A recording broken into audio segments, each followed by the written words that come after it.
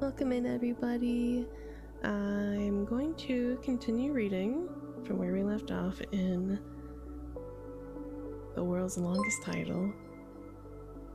I'm here to listen and vibe. I'm Thank here you. to listen and vibe. Oh, I gotta fix that. Thank you for the resub. Hello, Mista.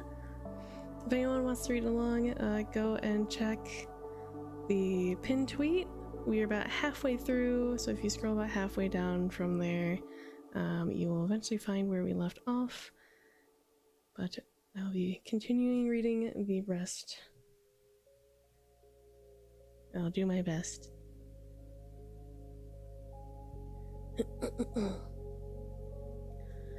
One starlight evening, when the fairest shone splendid over the harbor for the longed-for ship put in, and the strange-faced sailors and traders appeared one by one and group by group in the ancient taverns along the sea wall. It was very exciting to see again those living faces so like the godlike features on Bangarak. But Carter did not hasten to speak with the silent seaman. He did not know how much of pride and secrecy and dim supernal memory might fill the children of the Great Ones, and was sure it would not be wise to tell them of the quest, or to ask too closely of that cold desert stretching north of their twilight land. They talked little with the other folk in the ancient sea taverns, but would gather in groups in remote corners and sing among themselves in the haunting airs of unknown places, or chant long tales to one another in accents alien to the rest of the dreamland. And so rare and moving were those airs and tales, that one might guess their wonders from the faces of those who listened, even though the words came to common ears only a strange cadence and obscure melody. For a week the strange seamen lingered in the taverns and traded in bazaars of Celophaes, and before they sailed Carter had taken passage on their dark ship, telling them that he was an old onyx miner and wishful to work in the quarries. The ship was very lovely and cunningly wrought, being of teakwood and ebony fittings and traceries of gold, and the cabin in which the traveler lodged had hangings of silk and velvet. One morning at the turn of the tide, the sails were raised and the anchor lifted, and as Carter stood in the high stern, he saw the sunrise blazing walls and the bronze statues and golden minarets of Asia's Salamis sink into the distance, and the snowy peak of Mount Aran grew smaller and smaller. By noon there was nothing in sight save the gentle blue of the Cimmerian Sea, with one painted galley afar off bound for that cloud-hung realm of Siranin where the sea meets the sky. And night came by with gorgeous stars, and the dark ship steered for Charles Wayne and the Little Bear as they swung slowly around the pole. And the sailors sang strange songs of unknown places, and then stole off one by one to the forecastle, while the wistful watchers murmured old chants and leaned over the rail to glimpse the luminous fish playing in bowers beneath the sea. Carter went to sleep at midnight and rose in the glow of a young morning, marking that the sun seemed farther south than it was at its wont. And all through the second day he made progress in knowing the men of the ship, getting them little by little to talk about their cold twilight land, their exquisite onyx city, and of their fear of the high and impassable peaks beyond which Lang was said to be. They told him how sorry they were, that no cats would stay in the land of Inganak, and how they thought the hidden nearness of Lang was to blame for it. Only of the stony desert to the north they would not talk. There was something disquieting about that desert, and it was as though expedient was not to admit its existence. On later days, they talked of the quarries in which Carter said he was going to work.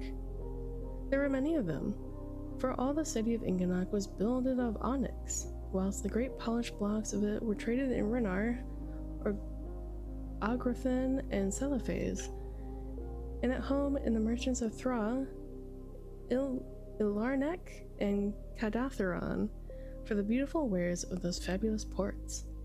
And far to the north, almost in that cold desert where the existence of men of Inganak did not care to admit, there was an unused quarry greater than all the rest, from which had been hewn in forgotten times such prodigious lumps and blocks that the sight of their chiseled vacancies struck terror to all who beheld. Who had mined those incredible blocks, and whether they had been transported, no man might say. But it was the thought best not to trouble that quarry, around with such inhuman memories might conceivably cling. So it was all left alone in the twilight, with only the raven and the rumored shantak bird to brood on its amenities. When Carter heard of this quarry, he was moved to deep thought, for he knew from old tales of the Great One's castle atop unknown Kadath is of onyx. Each day the sun wheeled lower and lower into the sky, and the mist overhead grew thicker and thicker. And in 2 weeks there was not any sunlight at all, but only a weird gray twilight shining through the dome of eternal cloud day by day, and a cold starless phosphorescence from the underside of that cloud by night. On the 20th day, a great jagged rock in the sea was sighted from afar, the first land glimpsed since Aaron's snowy peak, and had dwindled behind the ship. Carter asked the captain the name of that rock, but was told that it had no name and had never been sought by any vessel because of the sounds that came from it at night. And when, after dark, a dull and ceaseless howling arose from that jagged granite place, the traveler was glad that no stop had been made, and that the rock had no name. The seaman prayed that enchanted till the noise was out of earshot, and Carter dreamed terrible dreams within dreams in the small hours. 2 mornings after that, there loomed far ahead and to the east a line of great gray peaks, whose tops were lost in the changeless clouds of the twilight world. And at the sight of them the sailors sang glad songs, and some knelt down on the deck to pray, so that Carter knew that they were come to the land of Inganok, and would soon be moored at the basalt quays at the great town bearing that land's name. Toward noon a dark coastline appeared, and before 3 o'clock there stood out against the north the bulbous domes and fantastic spires of the Onyx City. Rare and curious did that archaic city rise above its walls and quays, all of delicate black with scrolls, flutings, and arabesques in inlaid gold. Tall and many-windowed were the houses, and carved on every side with flowers and patterns whose dark symmetries dazzled the eye with more beauty and poignant than light. Some ended in swelling domes that tapered to a point, others in terraced pyramids whereon rose-clustered marionettes displaying every phase of strangeness and imagination. The walls were low and pierced by frequent gates, each under a great arch rising high above the general level and capped by the head of a god chiseled with the same skill displayed in the monstrous face of the distant Nangurek.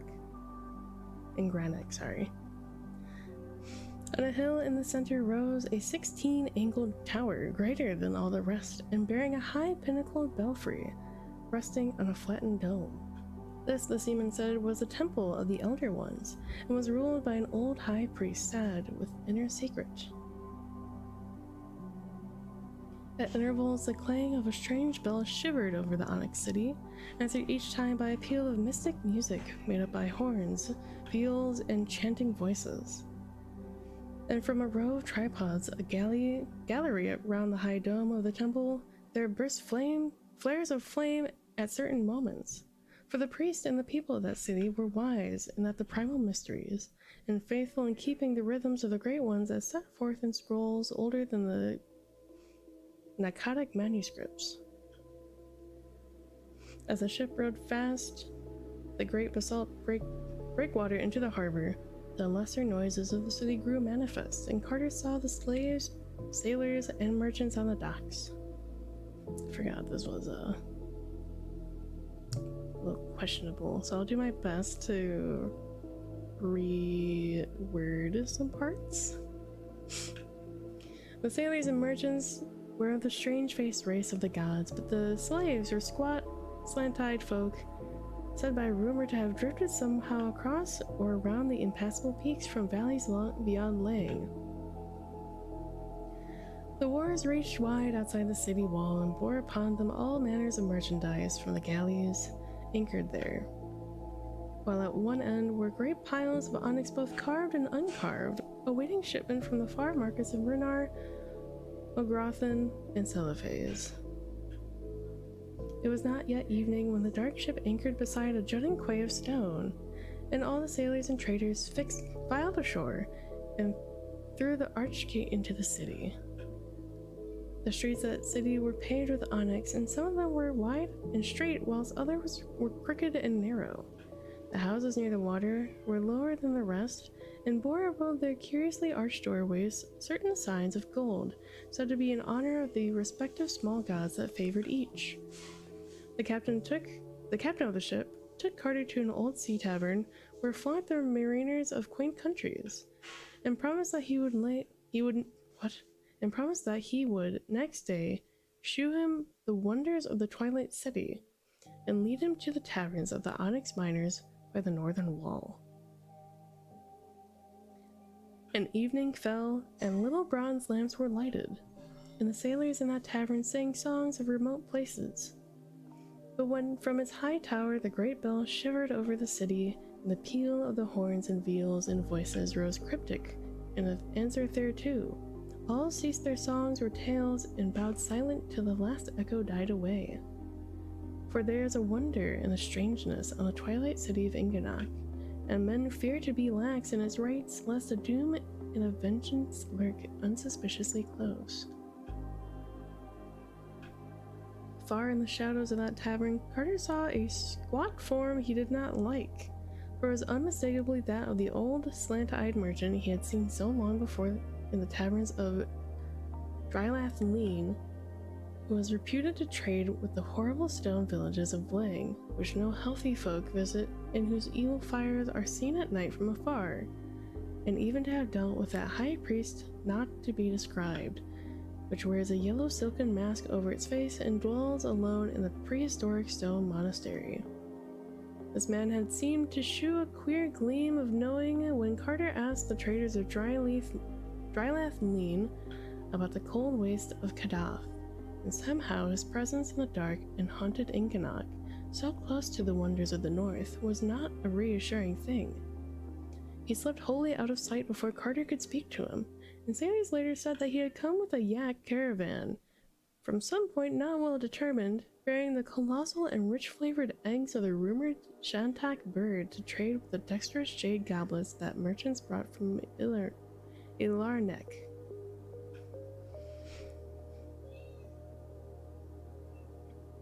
On the following morning, the ship captain led Carter through the onyx streets of Inganok, dark under the twilight sky. The inlaid doors and figured house fronts, carven balconies, and crystal-paned oriels all gleamed with a somber and polished loveliness. And now and then a plaza would open out with black pillars, colonnades, and the statues of curious beings both human and fabulous. Some of the vistas down long and unbending streets or through side alleys and over bulbous domes, spires, and arboresque roofed were the weird and beautiful beyond words, and nothing was more splendid than the massive height of the great central temple of the Elder Ones, with its 16 carven sides, its flattened domed, and its lofty pinnacled belfry, overtopping all else and majestic whatever its foreground. And always to the east, far beyond the city walls and the leagues of pastured land, rose the gaunt gray sides of those topless and impassable peaks across which hideous Lang was said to lie. The captain took Carter to the mighty temple, which is set with its walled garden in the great round plaza whence the streets go as spokes from a wheel's hub. The 7 arched gates of that garden, each having over it a carven face like those in the city gates, are always open, and the people roam reverently at will down the tiled paths and through the little lanes lined with grotesque termini and the shrines of modest gods. And there are fountains, pools, and basins there to reflect the frequent blaze of the tripods on the high balcony, all of onyx, and having them in small luminous fish taken by divers from the lower bowers of the ocean. I apologize if you can hear my cat in the background. When the deep clang of the temple's belfry shivers over the garden and the city, and the answer of the horns and viols and voices peals out from the 7 lodges by the garden gates, there issue from the 7 doors of the temple long columns of masked and hooded priests in black, bearing at arm's length before them great golden bowls from which a curious steam rises. And all the 7 columns strut peculiarly in single file, legs thrown far forward without bending the knees, down the walks that lead to the 7 lodges, wherein they disappear and do not appear again. It is said that the subterranean paths connect to the lodges with the temple, and that the long files of priests return through them. Nor is it unwhispered that the deep flights of the onyx steps go down to mysteries that are never told. But only a few are those who hint that the priests in the masked and hooded columns are not human priests. Carter did not enter the temple because none but the Veiled King is permitted to do that. But before he left the garden, the hour of the bell came, and he heard the shivering clang deafeningly above him, and the wailing of the horns and viols and voices loud from the lodges by the gates. And down the 7 great walks stalked the long files of bowl-bearing priests in their singular way, giving to the traveler a fear which human priests do not often give.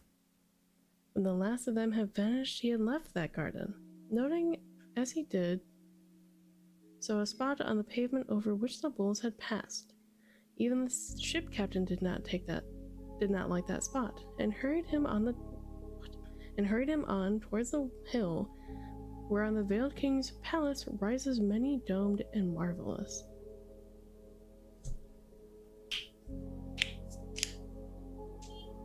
The ways to the Onyx Palace are steep and narrow, but that broad curving one where the king and his companions ride on yaks or in yak-drawn chariots. Carter and his guide climbed up an alley that was all steps, between inlaid walls bearing strange signs in gold, and under balconies and oriels when sometimes floated soft strains of music or breaths of exotic fragrance. Always ahead loomed those titan walls, mighty buttresses, and cluttered and bulbous domes for which the Veiled King's palace is famous. And at length he passed under a great black arch and emerged in the gardens of the monarch's pleasure. There Carter paused in faintness at so much of the beauty, for the onyx terraces and colonnaded walks, partresses and delicate flowering trees, esparelled to gold lattices, the brazen urns and tripods with cunning bas-reliefs, the pedestaled and almost breathing statues of veined black marble, the basalt-bottomed lagoons and tile fountains with luminous fish, the tiny temples of iridescent singing birds atop cavern columns, the marvelous scrollwork of the great bronze gates, and the blossoming vines trained along every inch of the polished walls, all joined to form a sight whose loveliness was beyond reality, and half fabulous even in the land of dream. Hi, Alterock! There it shimmered like a vision under that gray twilight, and with the dome and fretted magnificence of the palace ahead, and the fantastic silhouette of the distant impassable peaks on the right. And ever the small birds and the fountains sang, while the perfume of rare blossoms spread like a veil over that incredible garden. No other human presence was there, and Carter was glad it was so. Then they turned and descended again on the onyx alley of steps, for the palace itself no visitor may enter. And it is not well to look too long and steadily at the great central dome, since it was said to house the archaic father of all the rumored Shantak birds, and to send out weird dreams to the curious. Nero95, thank you for the follow. Hope you have a lovely time here. After that, the captain took Carter to the north quarter of the town, near the gate of the caravans, where are the taverns and the yak merchants and the onyx miners.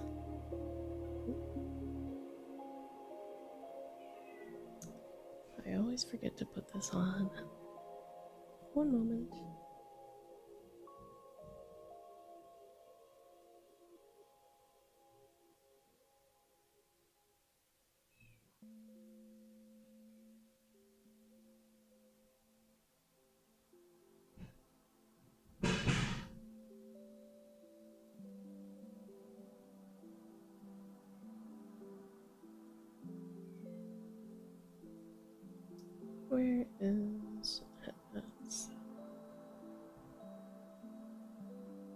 we go. Sorry. Thank you for your patience.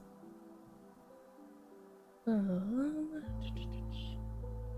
there in the load-sealed inn of the quarrymen, they said farewell, for business called the captain whilst Carter was eager to talk with miners about the north. There were many men in that inn, and the traveler was not long in speaking to some of them, saying that he was an old miner of onyx, and anxious to know somewhat of Inganok's quarries. But all that he learned was not much more than he knew before, for the miners were timid and evasive about the cold desert to the north, and the quarry that no man visits. They had fears of fabled emissaries from around the mountains where Lang is said to lie, and of the evil presences and nameless sentinels far north among the scattered rocks. And they whispered also that the rumored Shantak birds were no wholesome things, it being indeed for the best that no man has ever truly seen one, for that fabled father of Shantaks in the king's dome is fed in the dark. The next day, saying that he wished to look over the various mines for himself and to visit the scattered farms and quaint onyx villages of Inganok, Carter hired a yak and stuffed great leathern saddlebags for a journey. Beyond the gate of the caravans, the road lay straight betwixt tilled fields, with many odd farmhouses crowned by low domes. At some of these houses, the seekers stopped to ask questions, once finding a host so austere and reticent. Sorry, I can't read. And so full of an unplaced majesty like that in the huge features of it in Granik, that he felt certain he had come at last upon one of the great ones themselves, or upon one with full 9/10 of their blood dwelling amongst men. And to that austere and reticent Cotter he was careful to speak very well of the gods, and to praise all the blessings that had ever accorded to him. That night Carter camped in the roadside meadow beneath the great Laganth tree, to which he tied his yak, and in the morning resumed his northward pilgrimage. At about 10 o'clock he reached the small domed village of Urg, where traders rest and miners tell their tales, and paused in its taverns till noon. It is here that the great caravan roads turned west towards Salarn, but Carter kept on north by a quarry road. All the afternoon he followed that rising road, which was somewhat narrower than the great highway, and which now led through a region with more rocks than tilled fields. And by the evening, the low hills on the left had risen into sizable black cliffs, so that he knew he was close to the mining country.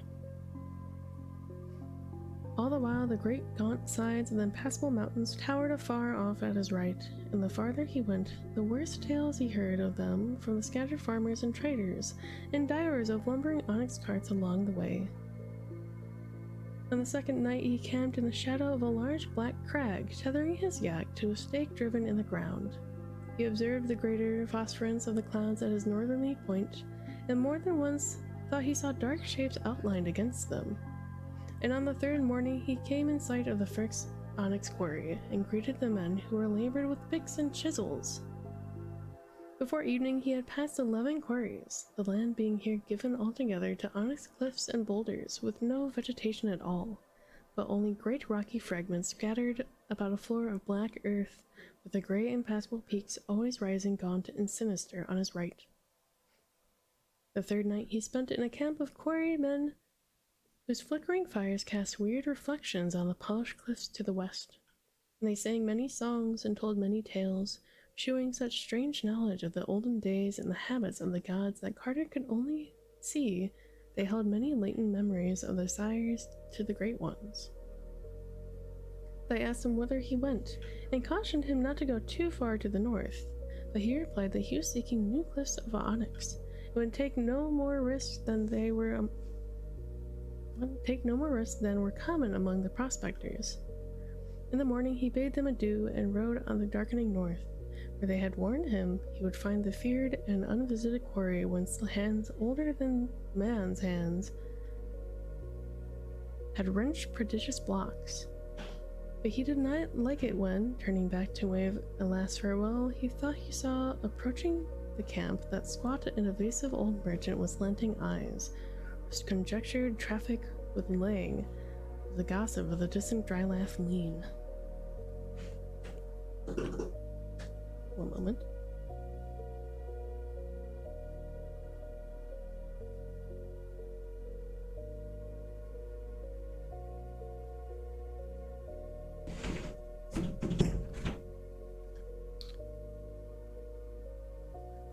mouse my please.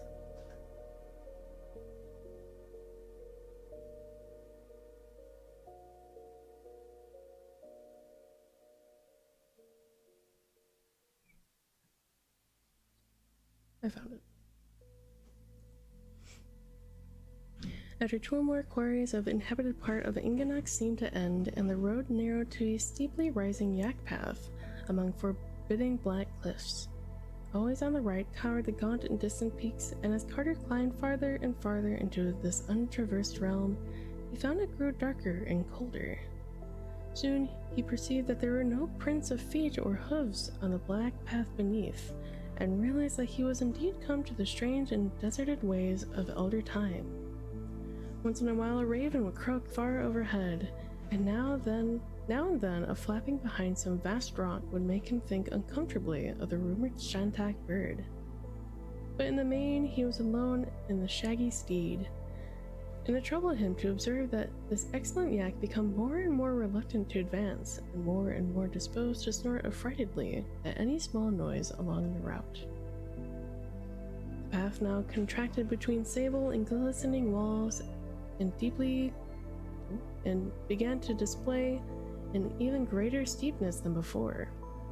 It was a bad footing, and the yak often slipped on the stony fragments strewn thickly about. In 2 hours, Carter saw ahead a definite crest, beyond to which was nothing but dull gray sky, and blessed the prospect of a level or downward course. To reach the crest, however, was no easy task, for the way had grown nearly perpendicular, and was perilous with loose black gravel and small stones. Eventually Carter dismounted and led his dubious yak, pulling very hard when the animal balked and stumbled, and keeping his own footing as best as he might. And suddenly he came to the top and saw beyond, and gasped at what he saw. The path indeed led straight ahead and slightly down, with the same lines of high natural walls as before, but on the left hand there opened up monstrous space, vast acres in extent, where some archaic power had riven and rent the native cliffs of onyx to form a giant's quarry. Far back into the solid precipice ran the Cyclopean Gouge, and deep down within Earth's bowels its lower delvings yawned. It was no quarry of man, and the concave sides were scarred with great square yards wide, which told of the size of the blocks once hewn by nameless hands and chisels. High over its jagged rim, huge ravens flapped and croaked, and vague whirrings on the unseen depths of the old bats or urhags, or less mentionable presences haunting in the endless blackness. There Carter stood with a narrow way amidst the twilight, with the rocky pass sloping down before him, tall onyx cliffs on his right that led on as far as he could see, and tall cliffs on the left chopped off just ahead to make that terrible and unearthly quarry. All at once the yak uttered a cry and burst from its control, leaping past him and darting on in a panic till it vanished down the narrow slope towards the north. Stones kicked by its flying hooves fell over the brink of the quarry and lost themselves in the dark without any sound of striking bottom. But Carter ignored the perils of that scanty path as he raced breathlessly after the flying steed. Soon the left-hand cliffs resumed their course, making the way once more a narrow lane, and still the traveler leaped on after the yak, whose great wide prints told of his desperate flight. Once he thought he heard the hoofbeats and the frightened beast, and doubled his speed from this encouragement. He was covering miles, and little by little the way was broadening in front, till he knew that he must soon emerge on the cold and dreaded desert to the north. The gaunt gray flanks and the distant impassable peaks were again visible above the right-hand crags, and ahead the rocks and boulders of an open space, which was clearly a foretaste of the dark and limitless plain. And once more those hoofbeats sounded in his ears, plainer than before, but this time giving terror instead of encouragement, because he realized they were not frightened hoofbeats of his fleeing yak. These beats were ruthless and purposeful, and they were behind him. Carter's pursuit of the yak became now a flight from an unseen thing, For though he dared not glance over his shoulder, he felt that the presence behind him could be nothing wholesome or mentionable. His yak must have heard it or felt it first, and he did not like to ask himself whether it had followed him from the haunts of men or had floundered up out of the black quarry pit. Meanwhile, the cliffs had been left behind, so that the oncoming night fell over a great waste of sand and spectral rocks wherein all paths were lost. He could not see the hoofprints of his yak, but always from behind him came that detestable clopping, mingled now and then with what he fancied were titanic flappings and whirrings. That he was losing ground seemed unhappily clear to him. That he was losing ground seemed unhappily clear to him, and he knew that he was hopelessly lost in this broken and blasted desert of a meaningless rock and untraveled sands. Only those remote and impassable peaks on the right gave him any sense of direction, and even they were less clear as the gray twilight waned and the sickly phosphorescence of the clouds took its place. Then, dim and misty in the darkling north before him, he glimpsed a terrible thing. He had thought it for some moments a range of black mountains, but now he saw it was something more.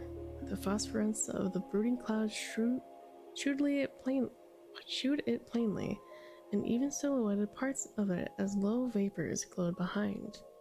How distant it was he could not tell, but it must have been very far. It was thousands of feet high, stretching in a great concave arc from the gray, impassable peaks to the unimagined western spaces, and had once indeed been a ridge of mighty onyx hills. But now those hills are no more, for some hand greater than the man's had touched them. Silently they squatted there atop the world like wolves or ghouls, crowned with clouds and mists and guarding the secrets of the north forever. All in a great half-circle they squatted, those dog-like mountains carven into monstrous watching statues, and their right hands were raised in a menace against mankind.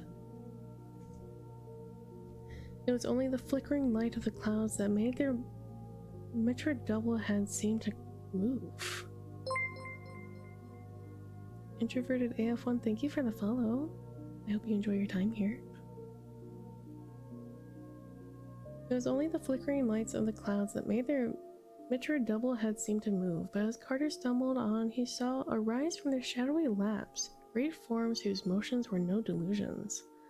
Winged and whirring, those forms grew larger each moment, and the traveler knew his stumbling was at an end. There were not any birds or bats known elsewhere on Earth or in Dreamland, for they were larger than elephants and had heads like a horse's. Carter knew that they must be the Shantak birds of ill rumor, and wondered no more what evil guardians and nameless sentinels made men avoid the boreal rock desert. And as he stopped in his final resignation, he dared at last to look behind him, where indeed was trotting the squat slant-eyed trader of evil legend, grinning astride a lean yak and leading a noxious horde of steering Shantaks, whose wings still clung to the rime igniter of the nether pits. Trapped though he was by fabulous and hippocephalic winged nightmares that pressed around in great unholy circles, Randolph Carter did not lose consciousness.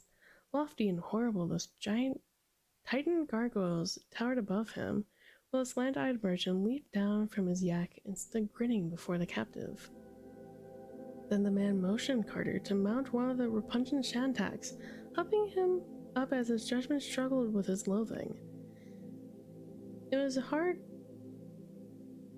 work ascending, for the Shantak bird had scales instead of feathers, and those scales are very slippery.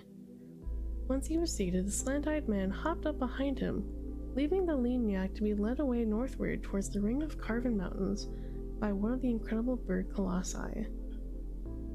There now followed a hideous whirl through the frigid space, endlessly up and eastward towards the gaunt gray flanks of those impassable mountains beyond which Lang was said to lie. Far above the clouds they flew, till at last there lay beneath them a fabled summits which folk of Inganok had never seen, and which lie always in high vortices and gleaming mists. Carter beheld them very plainly as they passed below, and saw upon their topmost peak strange caves which made him think of those in Granite.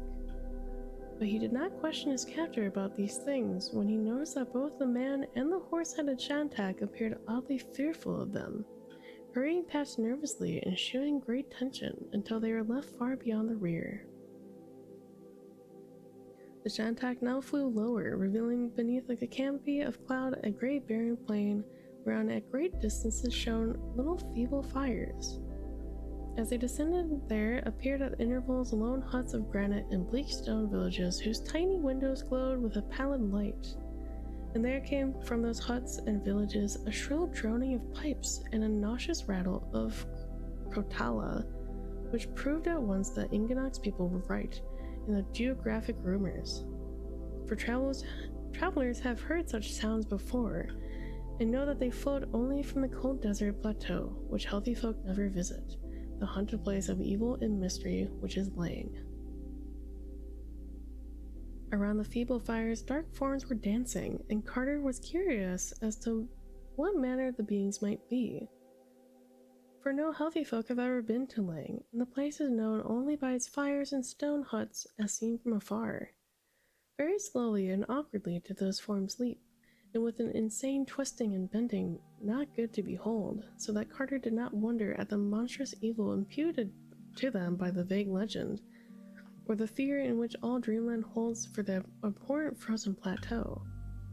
As the Shantak flew lower, the repulsiveness of the dancers became tinged with a certain hellish familiarity. The prisoner kept straining his eyes and racking his memory for clues to where he had seen such creatures before. Excuse me. They leaped as though they had hooves instead of feet, and seemed to wear a sort of wig or headpiece with small horns. Of other clothing they had none, but most of them were quite furry.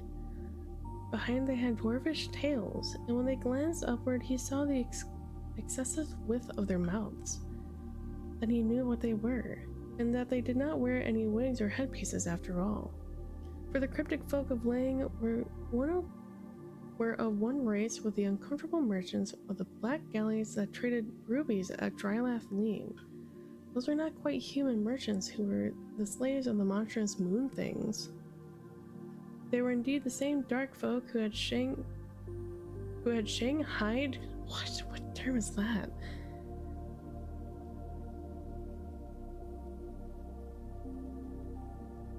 What? Who had shanghaied Carter on their noisome galley so long ago, and whose kith he had seen driven in herds about the unclean wars of the accursed lunar city, with the leaner ones toiling and the fatter ones taken away in crates for other needs of their polypus and amorphous matters. Now he saw where such an ambiguous creatures came from and shuddered at the thought that Lang must be known for these formless abominations from the moon. But the Shantak flew on past the fires and the stone huts and the less than human dancers and soared over sterile hills of gray granite and dim wastes of rock and ice and snow. Day came, and the phosphorescence of low clouds gave place to the misty twilight of the northern world, and still the vile bird winged meaningly through the cold and silence. At times the slant-eyed man talked with his steed in a hateful and guttural language, and the Shantak would answer in tittering noises that rasped like the scratching of ground glass. All while this land was getting higher, and finally they came to a windswept tableland which seemed the very roof of a blasted and tenantless world. There, all alone in the hush and the dusk and the cold, rose the uncouth stones of squat windowless buildings, around which a circle of crude monoliths stood.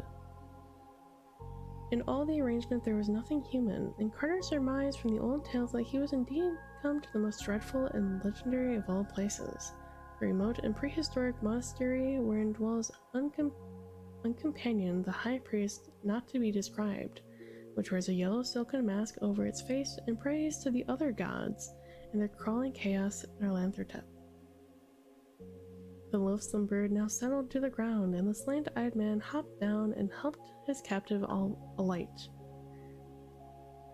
Of the purpose of his seizure, Carter now felt very sure, for clearly the slant-eyed merchant was an agent of the darker powers, eager to drag before his masters a mortal whose presumption had aimed at the finding of unknown Kadath and the saying of a prayer before the faces of the Great Ones in their onyx castle. It seemed likely that this merchant had caused his former capture by the slaves of the Moon Things and Drylath Lean, and that now he meant to do what the rescuing cats had baffled, taking the victim to some dread rendezvous with the monstrous Nyarlathotep, and telling with what boldness the seeking of unknown Kadath had been tried. Laying in the cold waste north of the Inganok must be close to the other gods, and there the passes to Kadath are well guarded. Hi, boss. Welcome in. I did pin the story if you'd like to read along. We are more than halfway. The slant-eyed man was a small, but the great hippocephalic bird was there to see he was obeyed. You're welcome. So Carter followed where he had led and passed within the circle of standing rocks and into the low arched doorway of the windowless stone monastery. There were no lights inside, but the evil merchant lit a small clay lamp bearing morbid bas-reliefs and prodded his prisoner on through mazes of narrowing, winding corridors. On the walls of the corridors were painted frightful scenes older than history, and in a style unknown to the archaeologists of Earth.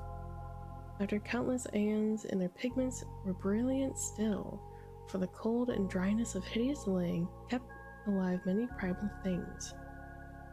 Carter saw them fleetingly in the rays of that dim and moving lamp, and shuddered at the tale they told.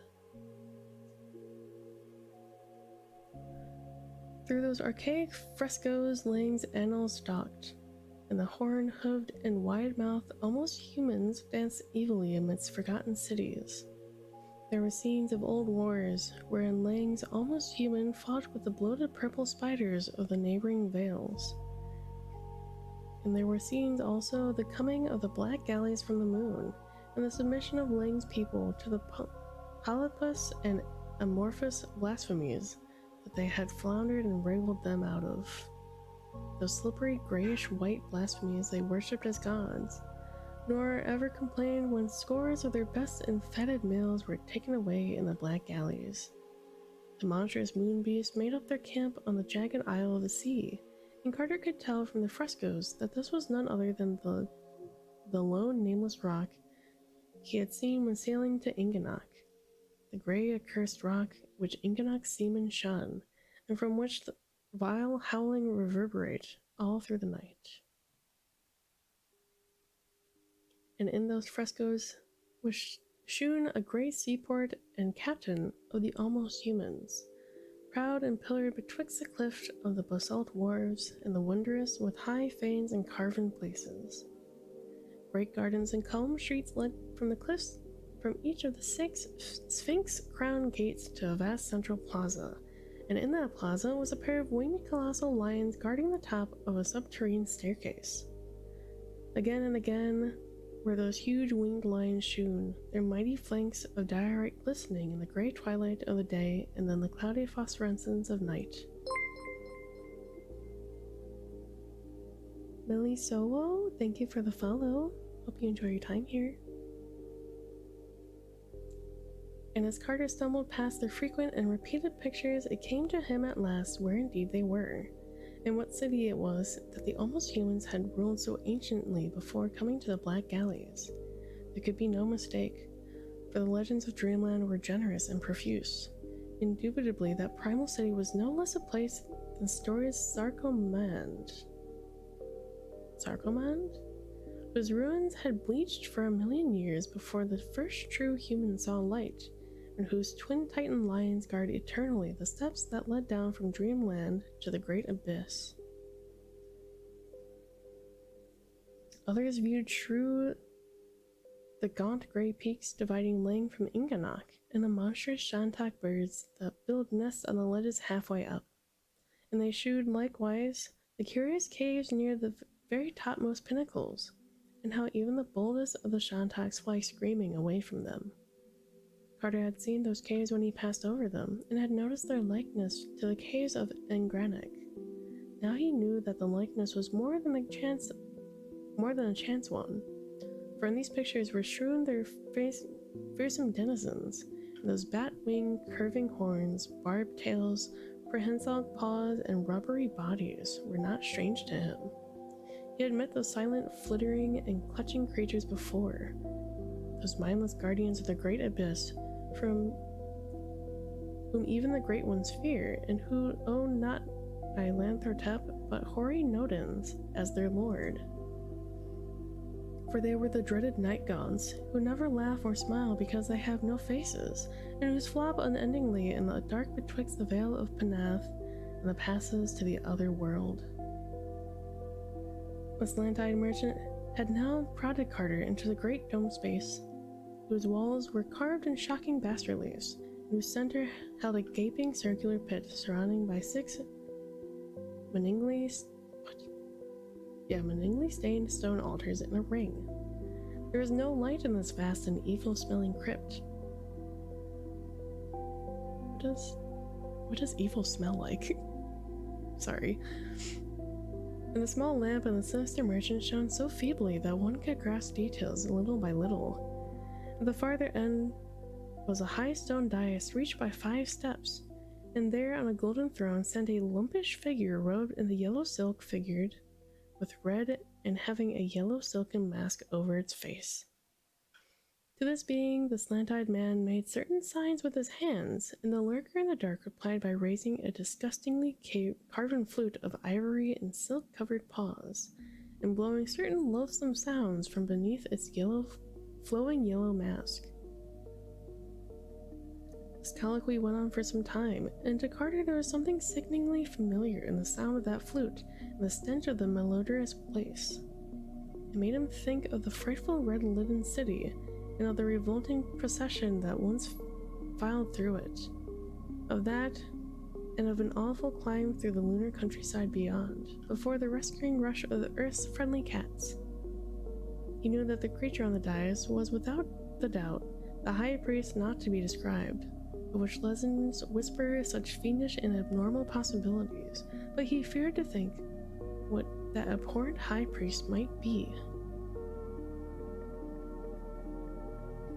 Then the figured silk slipped a trifle from one of the grayish-white paws, and Carter knew what the noisome high priest was, and in that hideous second stark fear drove him to something his reason could never have dared to attempt, for in all his shaken consciousness was a room only for one frantic will to escape from what squatted on that golden throne.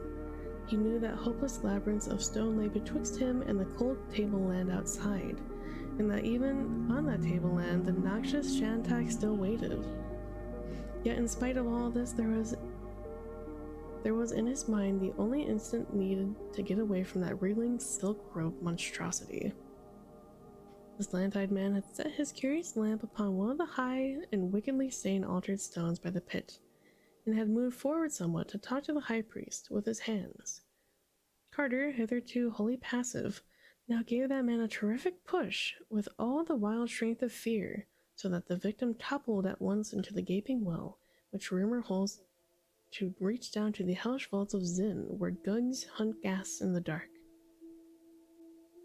In almost the same second he seized the lamp from the altar and darted to the frescoed labyrinths, racing his way this way and that as chance determined, and trying not to think of the stealthy padded and shapeless paws on the stones behind him, or the silent wrigglings and crawlings which must be going on back there in the lightless corridors. After a few moments he regretted his thoughtless haste, and wished he had tried to follow backwards the frescoes he had passed on the way in. True, they were so confused and duplicated that they could not have done him much good, but he wished nonetheless that he had made the attempt. Those he now saw were even more horrible than the ones that he had seen then, and he knew that he was not in the corridors leading outside. In time he became quite sure he was not followed, and slackened his pace somewhat, but scarce had he breathed in half relief when a new peril beset him. His lamp was waning, and he would soon be in pitch blackness with no means of sight or guidance. When the light was all gone, he groped slowly in the dark and prayed to the Great Ones for such help as they might afford. At times he felt the stone floor sloping up or down, and once he stumbled over a step for which no reason seemed to exist. The farther he went, the damper it seemed to be, and when he was able to feel a junction or mouth of a side passage, he always chose the way which sloped downward the least. He believed, though, that his general course was down. The vault-like smell and incrustations on the greasy walls and floor alike warned him he was burrowing deep in Ling's unwholesome tableland. But there is not any warning of the thing that which came last. Only the thing itself, with its terror and shock and breathing taking chaos. One moment he was groping slowly over the slippery floor of an almost level place, and the next he was shooting dizzily downward in the dark through a burrow which must have been well made vertical. Of the length of that hideous sliding he could never be sure, but it seemed to take hours of delirious nausea and ecstatic frenzy. Then he realized he was still, with the phosphorescent clouds of the northern night shining sickly above him. All around were crumbling walls and broken columns, and the pavement on which he lay was pierced by straggling glass and wrenched asunder by frequent shrubs and roots. Behind them, the basalt cliff rose topless and perpendicular, side sculptured into repellent scenes and pierced by an arched and carven entrance to the inner blackness out of which he had come. Ahead stretched double rows of pillars and the fragments of the pedestals of pillars that spoke of a broad and bygone street, and from the urns and the basins along the way he knew it had been a great street of gardens. Far off at its end the pillars spread to mark a vast round plaza, and in that open circle there loomed gigantic under the lurid clouds a pair of monstrous things. Huge winged lions of diorite they were, with blackness and shadow between them. Full 20 feet they reared their grotesque and unbroken heads and snarled derisive on the ruins around them. And Carter knew right well what they must be, for the legend tells of only one such twain. They were the changeless guardians of the great abyss, and these dark ruins were in truth the primordial Sarkomand. Carter's first act was to close and barricade the archway in the cliff with fallen blocks of odd debris that lay around. He wished no further from Ling's hateful monastery, for along the way he would learn enough of other dangers. Of how to get from Sarkomand to the peopled parts of the dreamland he knew nothing at all, nor could he gain much by descending to the grottos of the ghouls, since he knew that they were no better informed than he.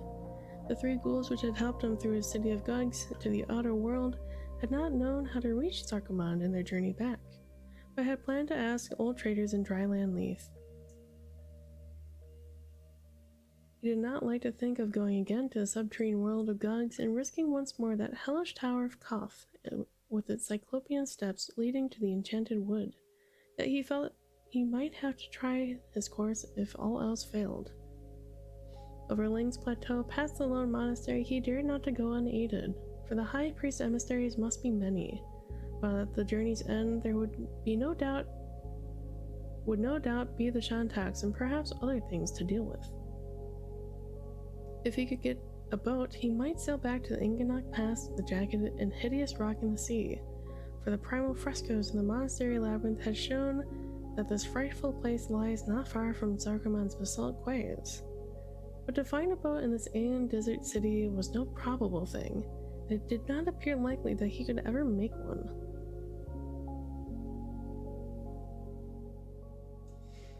Such were the thoughts of Randolph Carter when a new impression began beating upon his mind. All this while there had been stretched before him the great corpse-like width of the fabled Sarkomand, with its black broken pillars and crumbling sphinx crown gates, and the titan stones and monstrous winged lions against the sickly glow of those luminous night clouds. Now he saw far ahead on the right a glow that no clouds could account for, and knew that he was not alone in the silence of the dead city.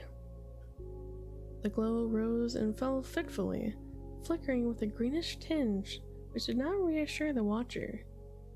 And when he crept closer down the littered street and through the narrow gaps between the tumbled walls, he perceived that it was a campfire near the wharves with many vague forms clustered darkly around it, and a lethal odor hanging heavily over all. Beyond was the oily lapping of the harbor water, with a great ship riding at anchor, and Carter paused in stark terror when he saw that the ship was indeed one of the dreaded black galleys from the moon. Then, just as he was about to creep back from the detestable flame, he saw stirring among the vague figure forms and heard a peculiar and unmistakable sound. It was the frightened meeping of a ghoul, and in a moment it had swelled to a veritable chorus of anguish. Secure as he was in the shadow of the monstrous ruins, Carter allowed his curiosity to conquer his fear and crept forward again instead of retreating. Once in crossing an opening street, he wriggled worm-like on his stomach, and in another place he had to rise to his feet to avoid making noise among heaps of fallen marble. But he always succeeded in avoiding discovery, so that in a short time he had found a spot behind a titan pillar whence he could watch the whole green-lit scene of action. There, around a hideous fire fed by obnoxious stems of lunar fungi, there squatted a stinking circle of the toad-like moon beasts, their almost human slaves. Some of these slaves were heating curious iron spears in the leaping flames, at intervals applying their white-hot points to 3 tightly trussed prisoners that lay writhing before the leaders of the party. From the motions of the tentacles, Carter could see that the blunt-snouted moon beasts were enjoying the spectacle hugely, and Vast was in horror when he suddenly recognized the frantic meeping and knew that the tortured ghouls were none other than the faithful trio which had guided him safely from the abyss and had thereafter set out from the enchanted wood to find Sarkomand and the gate to their native deeps. The number of malodorous moon beasts about that greenish fire was very great, and Carter saw that he could do nothing now to save their former allies. Of how the ghouls had been captured he could not guess, but fancied that the gray toad-like blasphemies had heard them inquire in Drylath Lane, conquering the way to Sarkomand, and had not wished for them to approach so closely the hateful plateau of Lang, and the high priest not to be described. For a moment he pondered on what he ought to do, and recalled how near he was to the gate of the ghouls' black kingdom.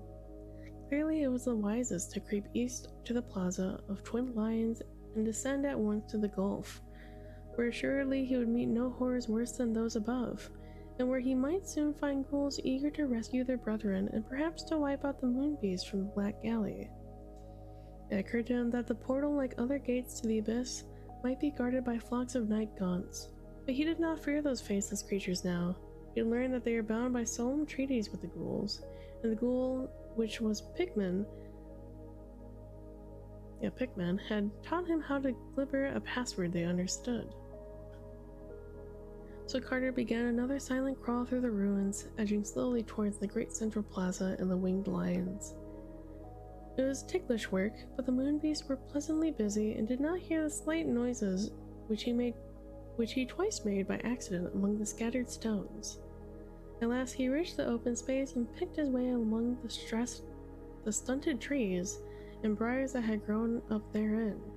The gigantic lions loomed terrible above him in the sickly glow of the phosphorescent night clouds, but he manfully persisted towards them and presently crept around their faces. Knowing it was on that side, he would find the mighty darkness which they guard. 10 feet apart crouched the mocking-faced beasts of diorite, brooding on the cyclopean pedestals whose sides were chiseled into fearsome bas-reliefs. Betwixt them was the tilled court of a central space which had once been railed as balusters of onyx. Midway in the space, a black well opened, and Carter soon saw that he had indeed reached the yawning gulf, whose crusted and moldy stone steps led down to the crypts of Nightmare.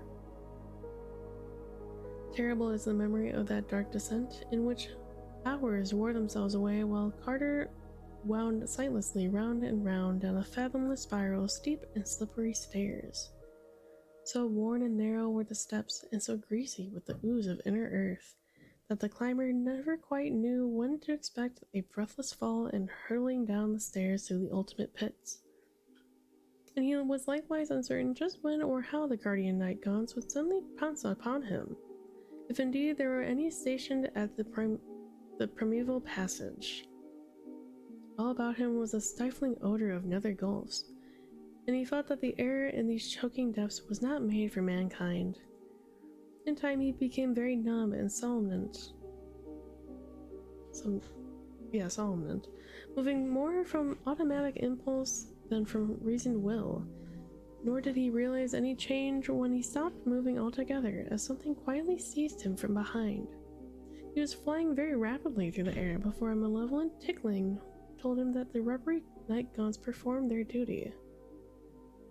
Awakened to the fact that he was in the cold, damp clutch of the faceless floaters, Carter remembered the password of the ghouls and glibbered it as loudly as he could amidst the wind and chaos of flight.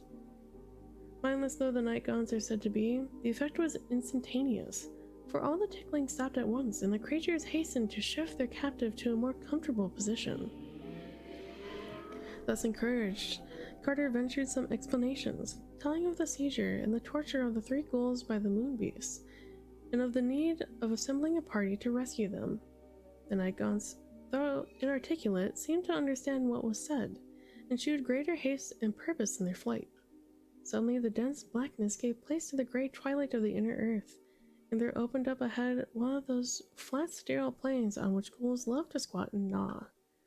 Scattered tombstones and osseous fragments followed the denizen of that place, and as Carter gave a loud meep of urgent summons, a score of burrows emptied forth their leathery dog-like tenants.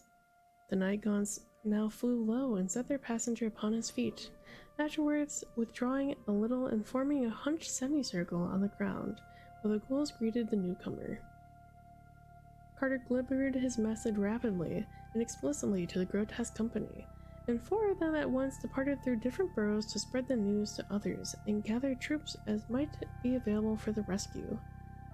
After a long wait, a ghoul of some importance appeared and made significant signs to the night gaunts, causing 2 of the latter to fly up into the dark. Thereafter there were constant accessions to the haunted flock of night gaunts on the plain, till at length the slimy soil was fairly black with them. Meanwhile, fresh ghouls crowd out from the burrows one by one, all glibbering excitedly and forming in crude battle array not far from the huddled night gaunts. In time there appeared that proud and influential ghoul, which was once the artist Richard Pickman of Boston, and to him Carter glibbered a very full account of what had occurred. The erstwhile Pickman, surprised to greet his ancient friend again, seemed very much impressed, and held a conference with the other chiefs a little apart from the growling throng. Finally, after scanning the ranks with care, the assembled chiefs all meet in unison and began glibbering orders to the crowds of ghouls and night gaunts. A large detachment of the horned flyers vanished at once, while the rest grouped themselves 2 by 2 on their knees and extended forelegs, awaiting the approach of ghouls one by one. As each ghoul reached their pair of night gaunts to which he was assigned, he was taken up and borne away into the blackness, till at last the whole throng had vanished, save for Carter, Pickman, and the other chiefs, and a few pairs of the night gaunts. Pickman explained that the night gaunts are to advance guard and battle steeds of the ghouls, and that the army was issuing forth to Sarkoman to deal with the moon beasts. Then Carter and the ghoulish chiefs approached the waiting bearers and were taken up.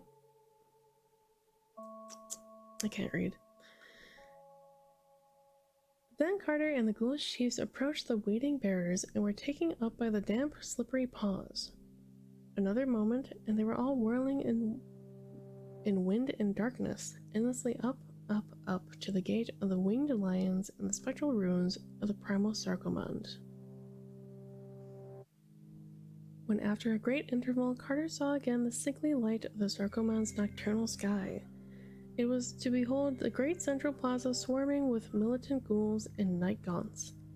Day, he felt sure, must be almost due, but so strong was the army that no surprise of the enemy would be needed. The greenish flare near the war still glimmered faintly, although the absence of ghoulish meeping shewed at the torture of the prisoners was over for the nonce. Softly glibbering directions to their steeds, and the flock of riderless Nikons ahead, the ghouls presently rose in a wide whirring columns and swept over the bleak ruins towards the evil flame. Carter was now beside Pikmin in the front ranks of ghouls, and he saw that they approached the noisome camp that the Moonbeasts were totally unprepared. The 3 prisoners lay bound and inert beside the fire, while their toad-like captors slumped drowsily about in no certain order. The almost human slaves were asleep, even the sentinels shirking a duty which in this realm must have seemed to them nearly perfunctory.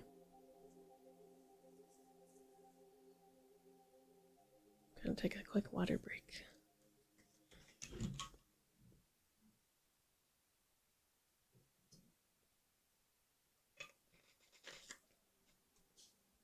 How is everyone enjoying the story so far? It's definitely weird having to come into the middle of it.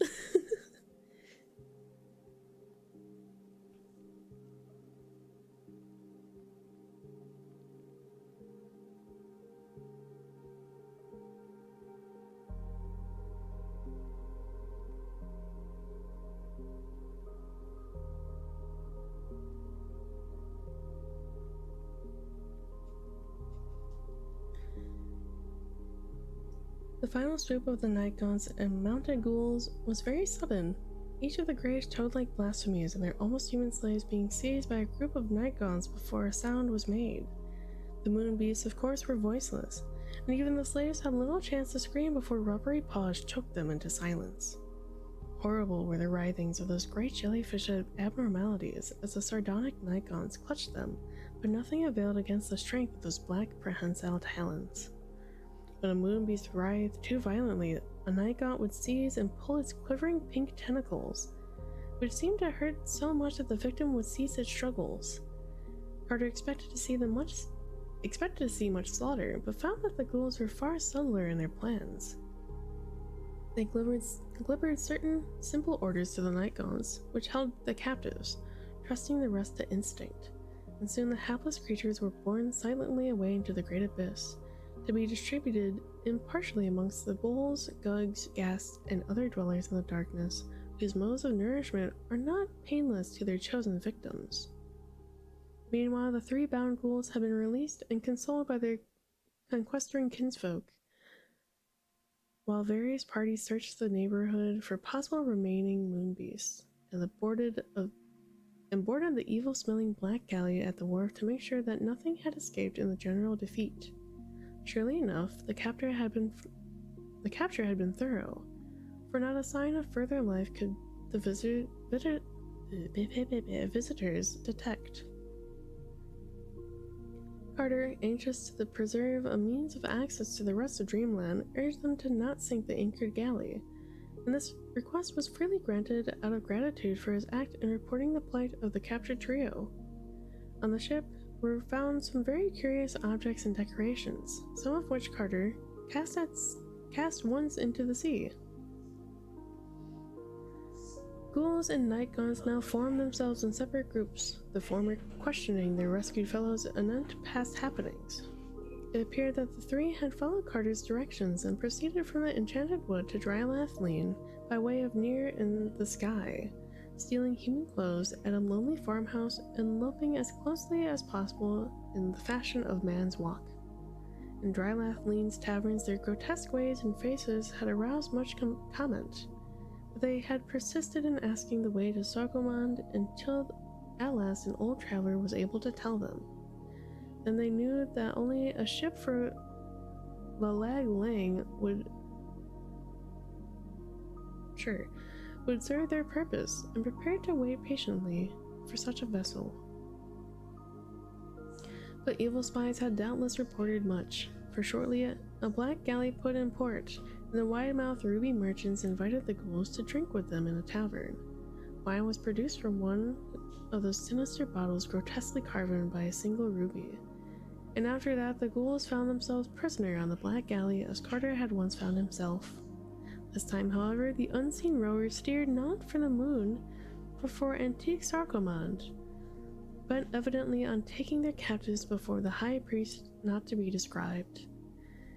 They had touched at the jagged rock in the northern sea which Inganax's mariners shun, and the ghouls had there seen for the first time the real masters of the ship, being sickened despite their own callousness by such extreme of malign, shapeless, and fearsome odor. There too witnessed the nameless pastimes of the toad-like residence garrison, such pastimes as give rise to the night howlings which men fear. After that had come the landing at Ruin Sarkomand and the beginning of the tortures, whose continuance at the present rescue had prevented. Future plans were next discussed. The three rescued ghouls suggest a raid on the jagged rock and the extermination of the toad-like garrison there. To this, however, the Night Gaunts objected, since the prospect of flying over water did not please them. Most of the ghouls favored the design, but were at a loss of how to follow it without the help of the winged Night Gaunts. Thereupon Carter, seeing that they could not navigate the anchored galley, offered to teach them the use of the great banks of oars, to which proposal they eagerly assented. Grey day had now come, and under that leaden north sky a picked detachment of ghouls filed into the noisome ship and took their seats on the rowers' benches. Carter found them fairly apt at learning, and before night had risked several experimental trips around the harbor. Not till 3 days later, however, did he deem it safe to attempt the voyage of conquest. Then the rowers trained and the Night Gaunts safely stowed in the forecastle, the party set sail at last, Pickman and the other chiefs gathering on deck and discussing modes of approach and procedure.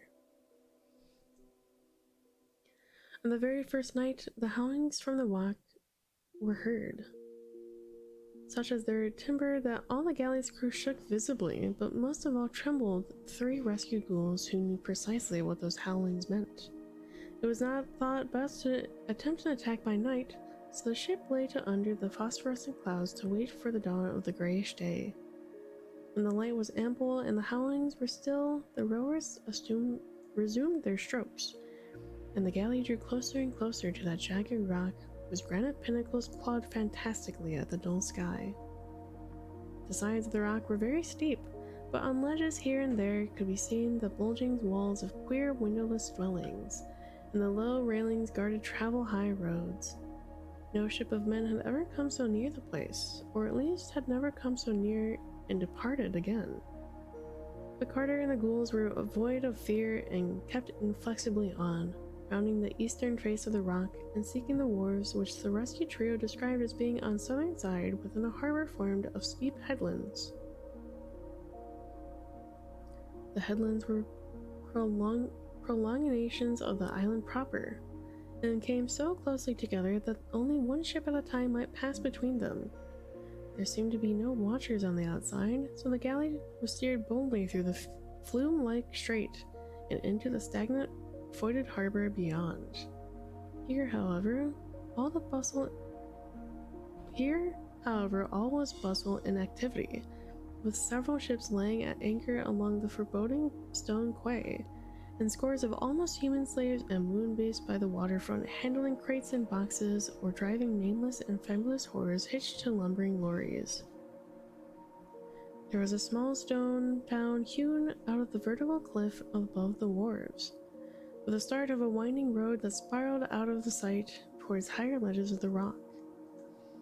Of what lay inside the prodigious peak of granite, none might say, but the things one saw on the outside were far from encouraging. At sight of the incoming galley, the crowds on the wharves displayed much eagerness, those eyes staring intently, and those without eyes wriggling their pink tentacles expectantly.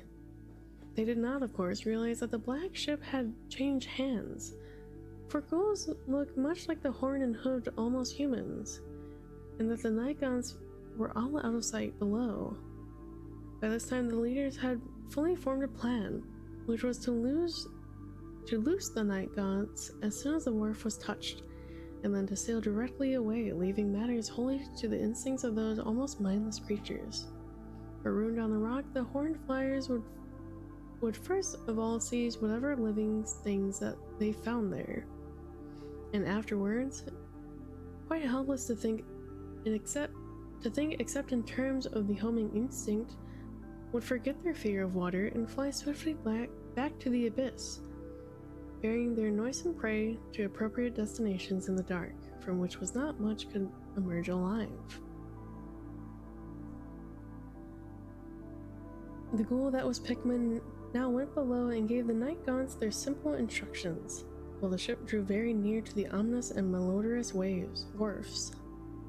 Presently, a fresh stir rose along the waterfront, and Carter saw that the motions of the galley had begun to excite suspicion.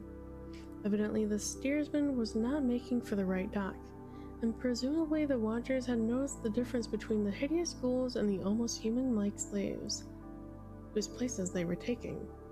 Some silent alarm must have been given, for almost at once a horde of the mephitic moon beasts began to pour from the little black doorways of the windowless houses and down the winding road at the right. A rain of curious javelins struck the galley as the prow hit the wharf, felling 2 ghouls and slightly wounding another. But at this point, all the hatches were thrown open to emit a black cloud of whirring night gaunts, which swarmed over the town like a flock of horned and cyclopean bats. The jellyfish moon beasts had procured a great pole and were trying to push off the invading ship, but when the night gun struck them, they thought of such things no more. It was a very terrible spectacle to see those faceless and rubbery ticklers at their pastime, and tremendously impressive to watch the dense cloud of them spreading through the town and up the winding roadway to reaches above. Sometimes a group of black flutterers would drop a toad-like prisoner from aloft by mistake, and the manner in which the victim would burst was highly offensive to the sight and smell. When the last of the night gaunts had left the galley, the ghoulish leaders gibbered an order of withdrawal, and the rowers pulled quietly out of the harbor between the gray headlands while the town was a chaos of battle and conquest. The Pikmin ghoul allowed several hours for the night gaunts to make up their rudimentary minds and overcome their fear of flying over the sea, and kept the galley standing about a mile off the jagged rock while he waited and dressed the wounds of the injured men. Night fell and the gray twilight gave a place to the sickly phosphorescence of low clouds, and all the while the leaders watched the high peaks of the accursed rock for signs of the night gaunts' flight. Toward morning, a black speck was seen hovering timidly over the topmost pinnacle, and shortly after the speck had become a swarm. Just before daybreak, the swarm seemed to scatter, and within a quarter of an hour, it had vanished wholly in the distance towards the northeast. Once or twice, something seemed to fall from the thinning swarm into the sea, but Carter did not worry, since he knew from observation that the toad-like moon beasts cannot swim. At length, when the ghouls were satisfied that all the night gaunts had left for the Sarkomand and for the Great Abyss, their doomed burdens, the galley put back into the harbor betwixt the gray headlands, and all the hideous company landed and roamed curiously over the denuded rock with its towers and eyries and fortresses chiseled from the solid stone. Frightful were the secrets uncovered in those evil and windowless crypts, for the remnants of unfinished pastimes were many, and in various stages of departure from their primal state. Carter put out of the way certain things which were after a fashion alive, and fled precipitately from a few other things about which he could not be very positive. The stench-filled houses were furnished mostly with grotesque stools and benches carved from moon trees, and were painted inside with nameless and frantic designs. Countless weapons, implements, and ornaments lay about, including some large idols of solid ruby depicting singular beings not found on Earth. These latter did not, despite their material, invite either appropriation or long inspection, and Carter took the trouble to hammer 5 of them into very small pieces. The scattered spears and javelins he collected, and with Pikmin's approval distributed among the ghouls. Tiger Shark, thank you for the follow. Hope you enjoy your stay. Such devices were new to the dog-like lobers, but their relative simplicity made them easy to master after a few concise hints. upper parts of the rock held more temples than private homes, and in numerous hewn chambers were found terrible cavern altars and doubtfully stained fronts and shrines for the worship of things more monstrous than the mild gods that Top cut off. From the rear of one great temple stretched a low black passage which Carter followed far into the rock with a torch until he came to a lightless domed hall of vast proportions, whose vaultings were covered with demoniac carvings and in whose center yawned a foul and bottomless well, like that in the hideous monastery of Lang, where ruins alone the high priest to not be described. On the distant shadowy side, beyond the noisome well, he thought he discerned a small door of strangely wrought bronze, but for some reason he felt an unaccountable dread of opening it or even approaching it, and hastened back through the cavern to his unlovely allies as he shambled out with an ease and abandon he could scarcely feel. The ghouls had observed the unfinished pastimes of the moon beast and had profited in their fashion. They had also found a hogshead of potent moon wine, and were rolling it down the wharves for removal and later use in diplomatic dealings. Though the rescue trio, remembering its effects on them in Drylath Lean, had warned their company to taste none of it. Of rubies from lunar mines there was a great shore, both rough and polished, in one of the vaults near the water. But when the ghouls found that they were not good to eat, they lost all interest in them. Carter did not try to carry any away, since he knew too much about those which he had mined them.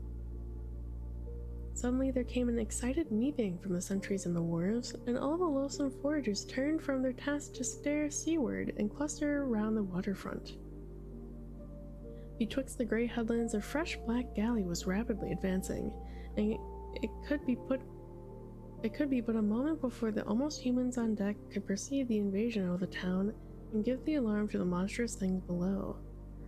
Fortunately, the ghouls still bore their spears and javelins which Carter had distributed amongst them, and at his command, sustained by the being that was Pikmin, they now formed a line battle and prepared to prevent the landing of the ship.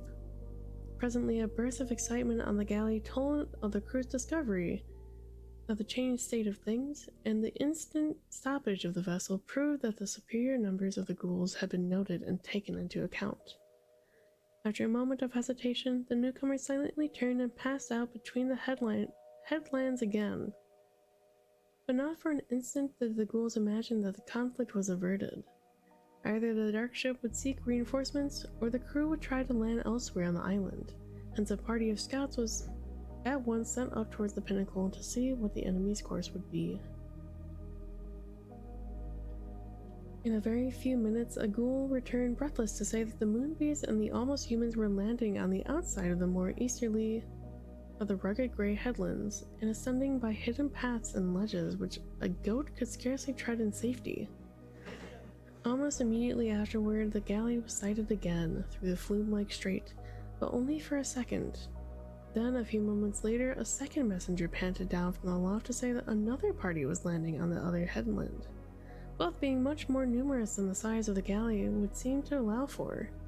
The ship itself, moving slowly with only one sparsely manned tier of oars, soon hove into sight betwixt the cliffs, and lay into the forded harbor as if to watch the coming fray and stand by for any possible use.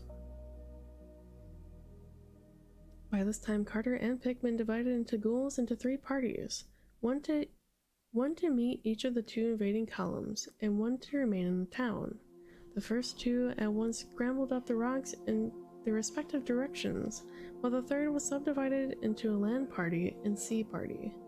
The sea party, commanded by Carter, boarded the anchored galley and rowed out to meet the undermanned galley of the newcomers, whereat the latter retreated through the strait to the open sea. Carter did not at once pursue it, for he knew he might be needed more acutely near the town. Meanwhile, the frightful detachments of the moonbeasts and almost humans had lumbered up to the top of the headlands, and were shockingly silhouetted on either side against the grey twilight sky. The thin, hellish flutes of the invaders had now begun to whine, and the general effect of those hybrid, half-amorphous possessions was as nauseating as the actual odor given off by the toad-like lunar blasphemies. Then the two parties of the ghouls swarmed into sight and joined the silhouetted panorama. Javelins began to fly from both sides, and the swelling meeps in the ghouls and the bestial howls of the almost humans gradually joined the hellish whine of the flutes to form a frantic and indescribable chaos of demon cacophony. Now and then bodies fell from the narrow ridges and the headlands into the sea outside the harbor inside, in the latter case being sucked quickly under the certain submarine lurkers whose presence was indicated only by prodigious bubbles. For half an hour this dual battle raged in the sky, till upon the west cliff the invaders were completely annihilated. On the east cliff, however, where the leader of the Moonbeast party appeared to be present, the ghouls had not fared so well. They were slowly retreating to the slopes of the pinnacle proper. Pikmin had quickly ordered reinforcements for this front from the party in town, and these had helped greatly in the earlier stages of combat. Then, when the western battle was over, the victorious survivors hastened across to aid of their hard-pressed fellows, turning the tide and forcing the invaders back again along the narrow ridge of the headland. The almost humans were, by this time, all slain, but the last of the toad-like horrors fought desperately with the great spears clutched in their powerful and disgusting paws. The time for javelins was now nearly past, and the fight became a hand-to-hand contest of what few spearmen could meet upon a narrow ridge. As fury and recklessness increased, the number of falling into the sea became very great. Though striking the harbor, it met nameless extinction from the unseen bubblers, but of those striking the open sea, some were able to swim to the foot of the cliffs and land on tidal rocks, while the hovering galley of the enemy rescued several moonbeasts. The cliffs were unscalable, except for where the monster had debarked, so that none of the ghouls on the rocks could rejoin their battle line. Some were killed by javelins from the hostile galley or from the moonbeasts above, but a few survived to be rescued.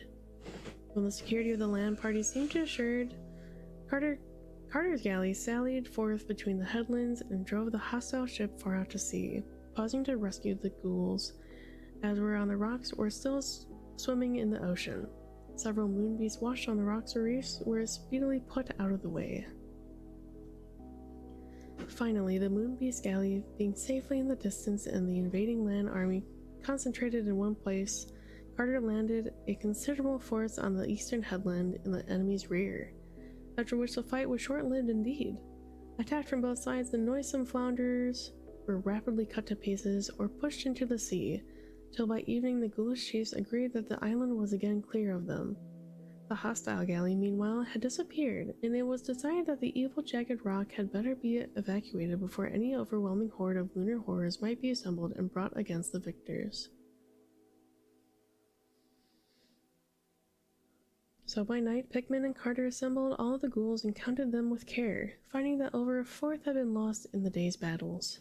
The wounded were placed on bunks in the galley, for Pikmin always discouraged the old ghoulish custom of killing and eating one's own wounded, and the able-bodied troops were assigned to the oars or to such other places that they might be mostly useful.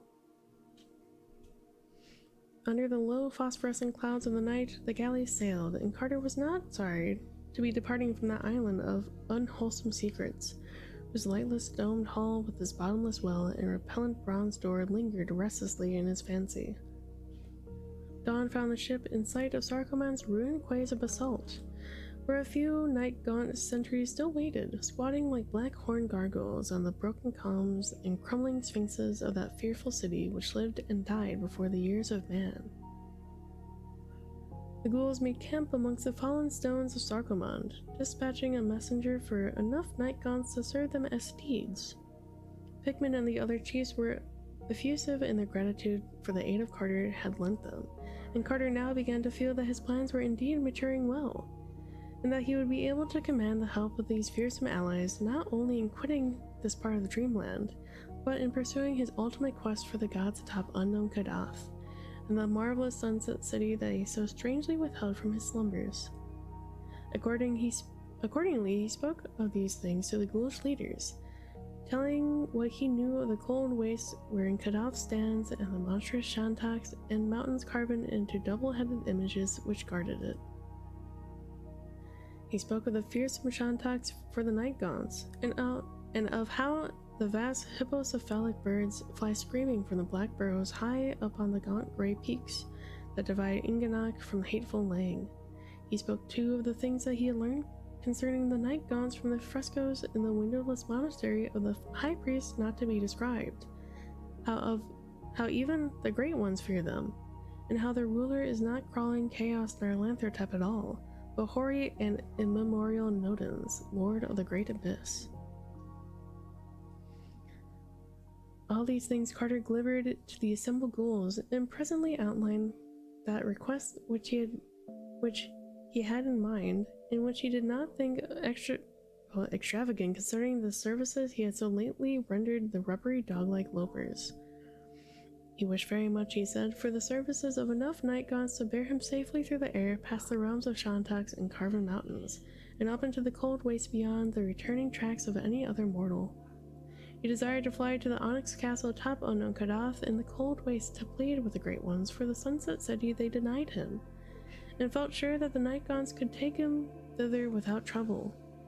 High above the perils of the plains and over the hideous double heads of the cavern, sentinel mountains that squat eternally in the gray dusk.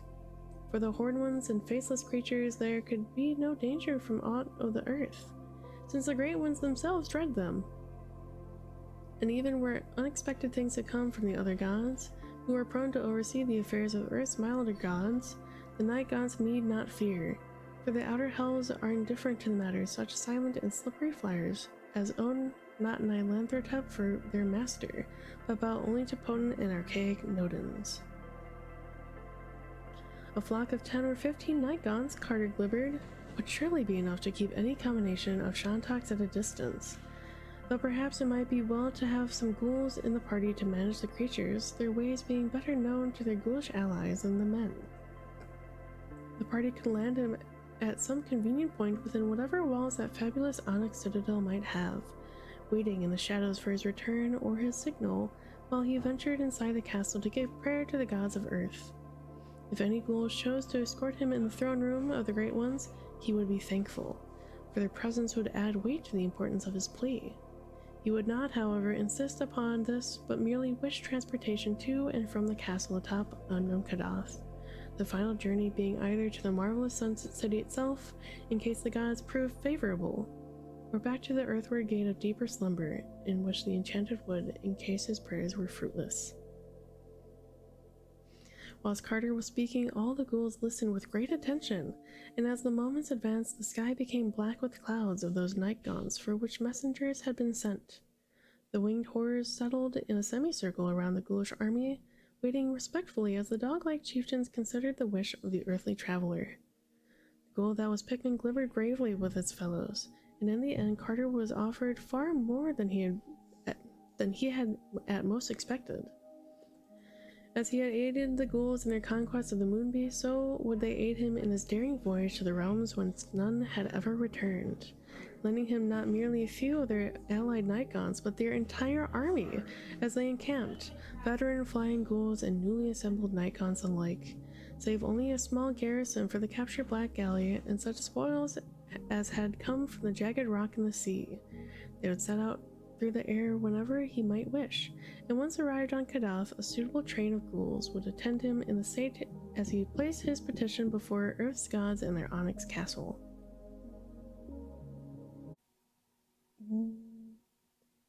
Okay, yeah, we're getting close to the end here. I found out where I left off before it was cut. So, bear with me one moment.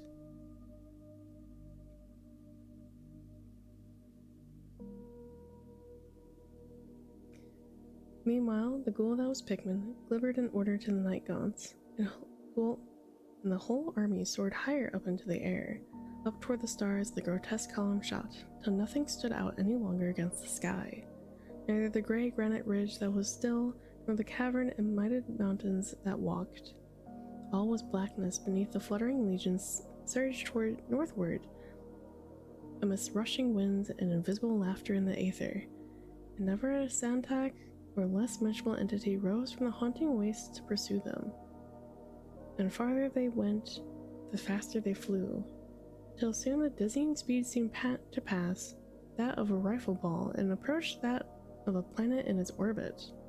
Carter wondered how, with such speed, the Earth still could stretch beneath them, but knew that in the land of dream, dimensions have strange properties, and that they were in the realm of eternal night when he felt certain, and he fancied that the constellations overhead lay steadily emphasized their northward focus, gathering themselves up as it were to cast the flying army into the void of the boreal pole, as the folds of a bag are gathered up to cast out the last bits of substance therein. Then he noticed with terror that the wings of the night gauns were not flapping anymore. The horned and faceless steeds had folded their membranous appendages and were resting quite passively in the chaos of wind that whirled and chucked it as it bore them on. A force not of earth had seized on the army, and the ghouls and night gauns alike were powerless before the current which bowled madly and relentlessly into the north, whence no mortal had ever returned. At length a lone pallid light was seen on the skyline ahead, thereafter rising steadily as approached, and having beneath it a black mass that blotted out the stars. Carter saw it must be some beacon on a mountain, for only a mountain could rise so vast and seem from so prodigious a height in the air.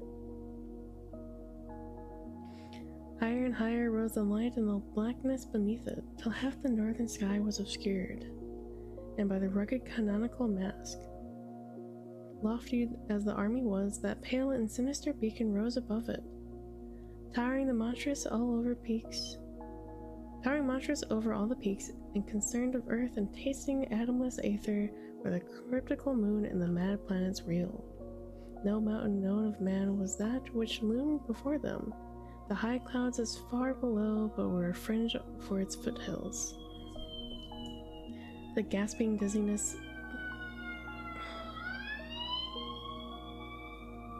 sirens.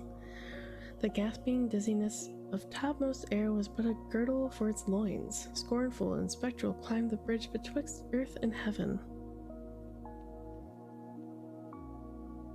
Black and eternal night, and crowned with the scent of unknown stars whose awful and significant outline grew every moment clearer. Ghouls meeped and wondered as they saw it, and Carter shivered in fear lest all the hurtling army be dashed to pieces on the yielding onyx of that cyclopean cliff. Oh, thank you.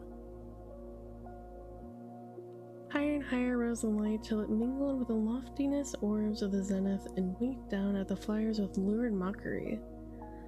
All the north beneath it was blackness now, dread, stony blackness from infinite depths to infinite heights, with only the pale winking beacon perched unreachably atop of all the vision.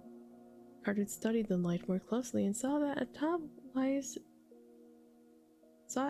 last what lines its inky background made against the stars.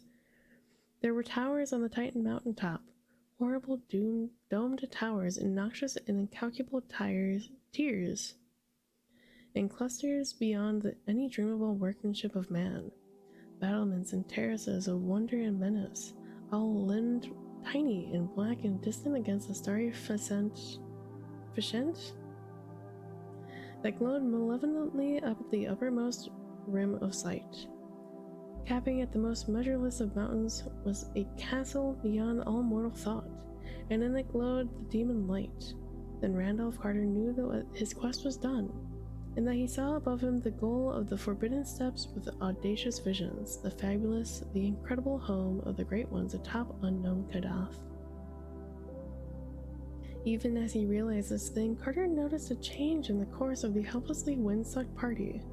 They were rising abruptly now, and it was plain to see the focus of their flight was the onyx castle where the pale light shone. So close was the great black mountain that its sides sped by them dizzily as they shot upward, and in the darkness they could discern nothing upon it. Vaster and vaster loomed the tenebrous towers of the knighted castle above, and Carter could see that it was well nigh blasphemous in its immensity. Well might be its stones have been quarried by nameless workmen in that horrible gulf rent by the rock of the hill past north of Inkanok, for such was its size that a man on its threshold stood even as an ant on the steps of Earth's loftiest fortress. The percent of unknown stars above the myriad dome turrets glowed with a sallow, sickly flare, so that the kind of twilight hung about in the murky walls of slippery onyx. The pallid beacon was now seen to be a single shining window, high up in one of the loftiest towers, and as the helpless army neared the top of the mountain, Carter thought he detected unpleasant shadows flitting across the feebly luminous expanse.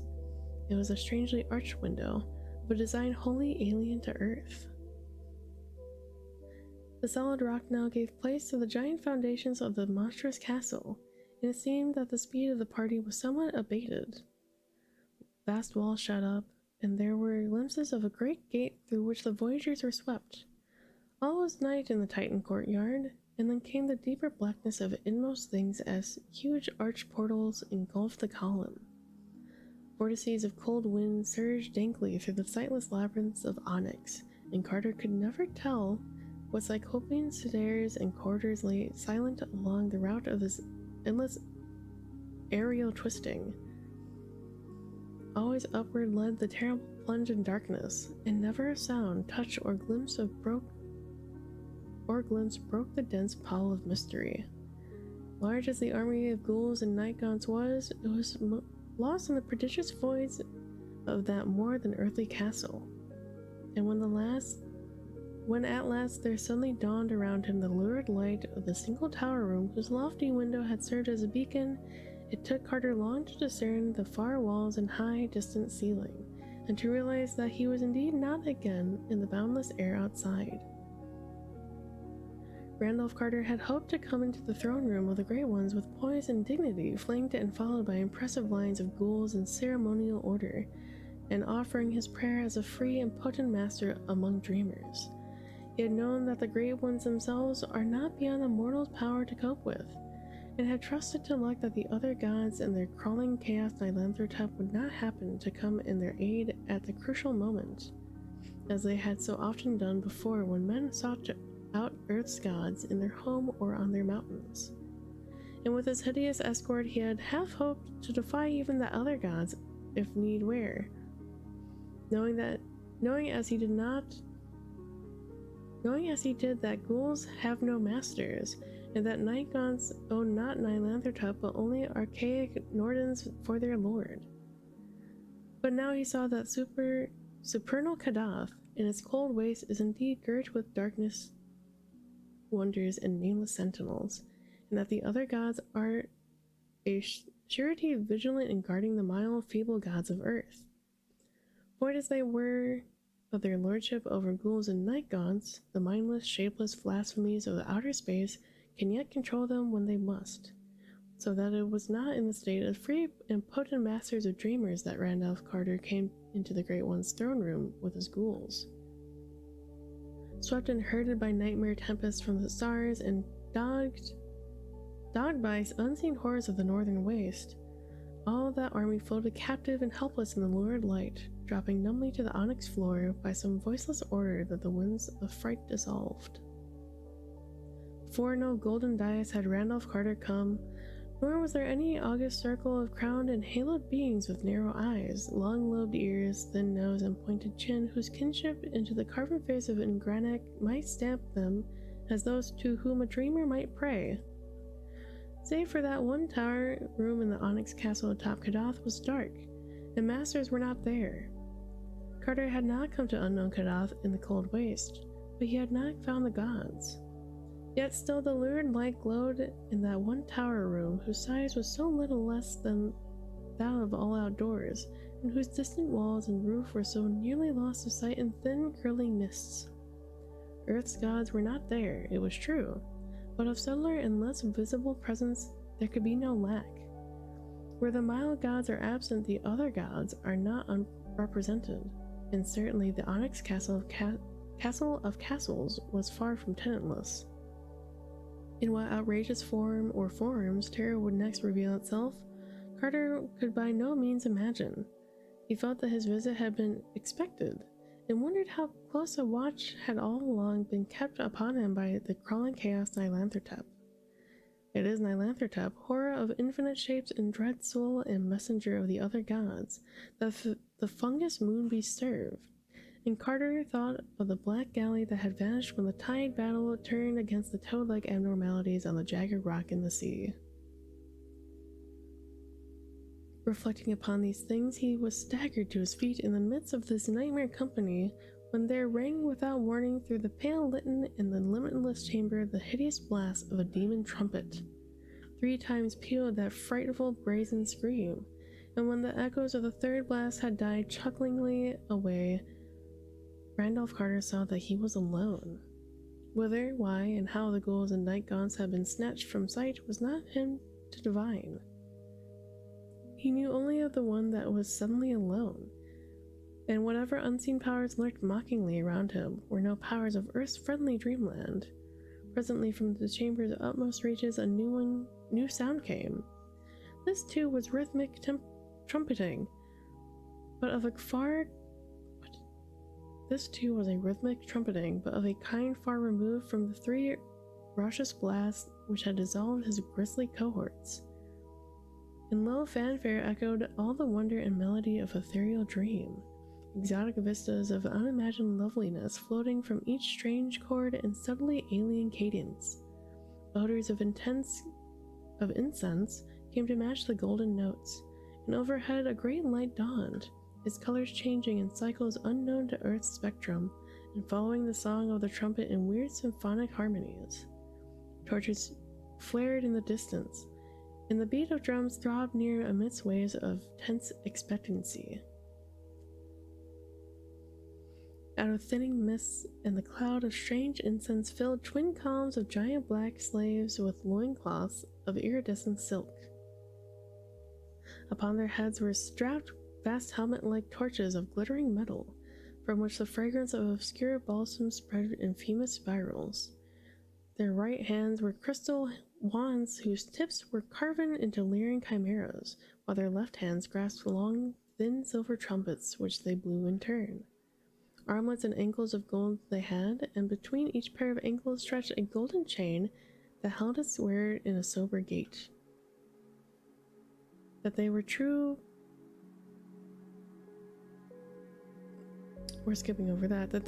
men of Earth's dreamland was at once apparent, but it seemed less likely that their rites and costumes were wholly things of our Earth. 10 feet from Carter, the column stopped, and as they did so, each trumpet flew abruptly to its bearer's thick lips. Wild and ecstatic was the blast that followed, and a wilder still the cry that chorused just after the dark throats somehow made shrill by strange artifice. I would like to apologize in advance.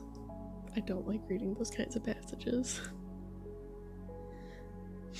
Then down the wide lane betwixt the 2 columns a lone figure strode, a tall, slim figure with the young face of an antique pharaoh, gay with prismatic robes and crowned with a golden facet that glowed with inherent light. Close up to Carter strode that regal figure, whose proud carriage and stalwart features had in them a fascination of a dark god or fallen archangel, and around whose eyes were alert with the languid sparkle of capricious humor. It spoke, and in its mellow tones were rippled the mild music of Lethean streams. "Randolph Carter," said the voice, "you have come to see the great ones, whom it is unlawful for men to see. Watchers have spoken of this thing, and the other gods have grunted as they rolled and tumbled mindlessly to the sound of thin flutes." The thin flutes in the black ultimate void were broods in the demon sultan whose name no lips dare speak aloud. When the Barzai the wise climb hath a claw to see the great ones dance and howl above the clouds in the moonlight, he never returned. The other gods were there, and they did what was expected. Zenig of Afarat sought to reach unknown Kadath in the cold waste, and his skull is now set in a ring on the little finger of the one who I need not name. But you, Randolph Carter, have braved all things of Earth's dreamland, and burn still with the flame of quest.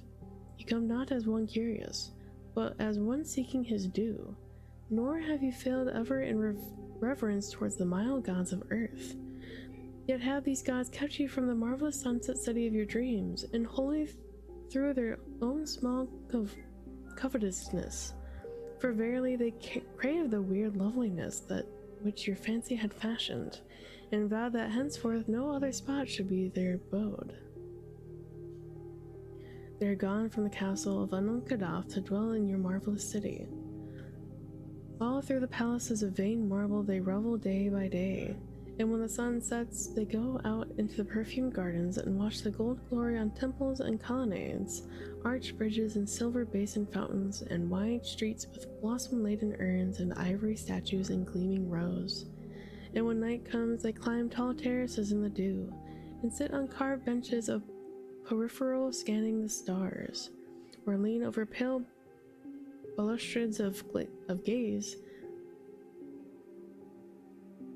balustrades to gaze at the town's steep northern slopes, where one by one the little windows and old peaked gables shine softly out with the calm yellow light of homely candles. The gods love your marvelous city, and walk no more in the ways of gods. They have forgotten the high places of earth, and the mountains that knew their youth. The earth has no longer any gods that are gods, and only the other gods from outer space hold sway on their unremembered Kadath. Far away in a valley of your own childhood, Randolph Carter played the heedless great ones. You have dreamed too well, O wise archdreamer, for you have dawned dreams god away from the world of all men's visions to which is wholly yours. Having builded out of your boyhood small fancies a city more lovely than the phantoms that they have gone before. It is not well that earth's gods leave their thrones for the spider to spin on, and that their realm for the others to sway in the dark manners of others. Fain would the powers from the outside bring chaos and horror to you, Randolph Carter, who are the cause of their upsetting, but that they know it is by you alone that the gods may be sent back to their world. In the half-waking dreamland which is yours, no power of uttermost night may pursue, and only you can send the selfish great ones gently out of your marvelous sunset city, back through the northern twilight, to their wonted place atop unknown Kadath in the cold waste. So, Randolph Carter, in the name of other gods, I spare you, and charge you to swerve my will. I charge you to seek that sunset city which is yours, and to send thence the drowsy taunt gods for whom the dream world awaits.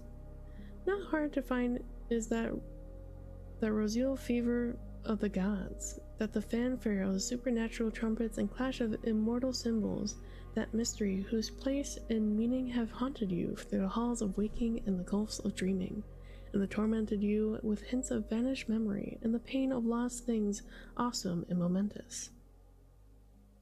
Not hard is it to find that symbol and relic of your days of wonder, for truly it is but the stable and eternal gem wherein all that wonder sparkles crystallized to light your evening path. Behold, it is not over unknown seas, but back over well-known years that your quest must go, back to the bright, strange things of infancy and the quick sun-drenched glimpses of magic that the old scenes brought you to wide young eyes. For you know that your gold and marble city of wonder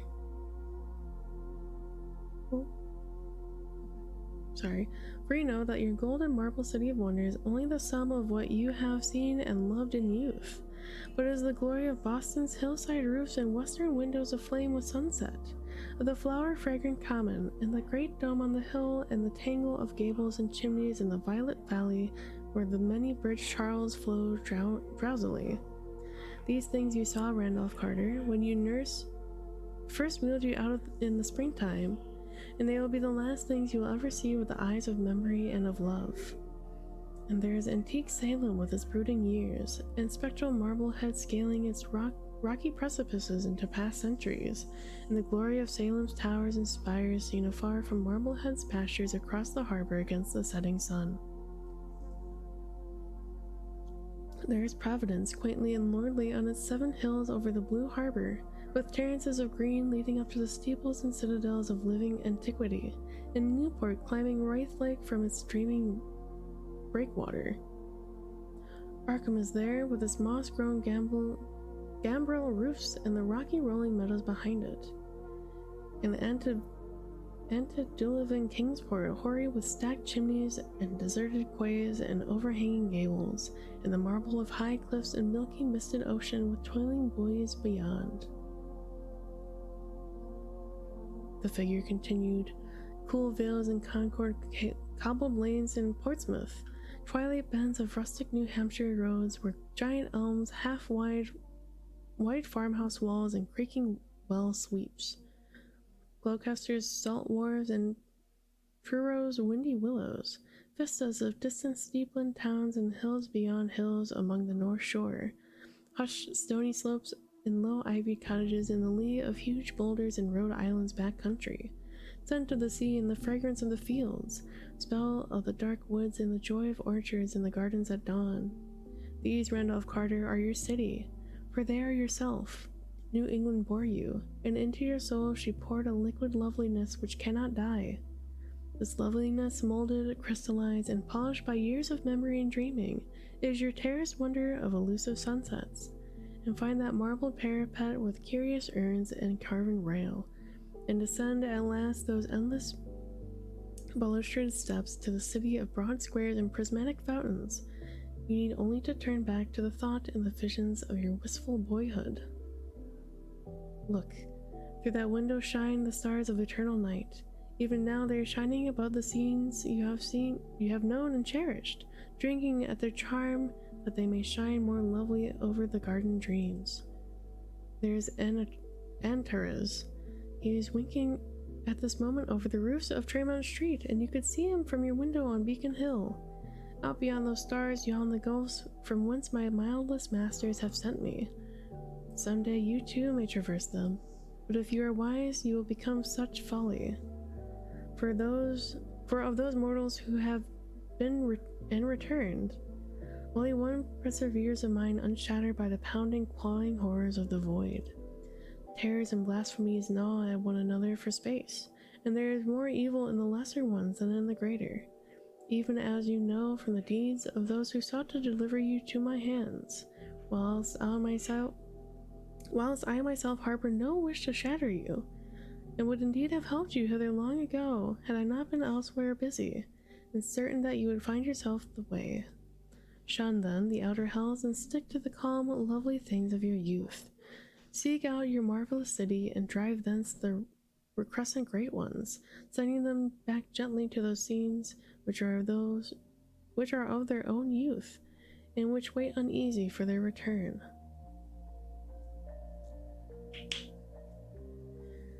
Easier even than the way of dim memory is the way I will prepare for you. See, there comes hither a monstrous Shantak, led by a slave who for your peace of mind had best kept invisible. Mount and be ready. There. Yogash the Black will help you on your scaly horror. Steer for the brightest star just south of the zenith. It is Vega. And in 2 hours will be just above the terrace of your sunset city. Steer for it only till you hear far off singing in the higher aether. Higher than that lurks madness, so rein your Shantak when the first note lures.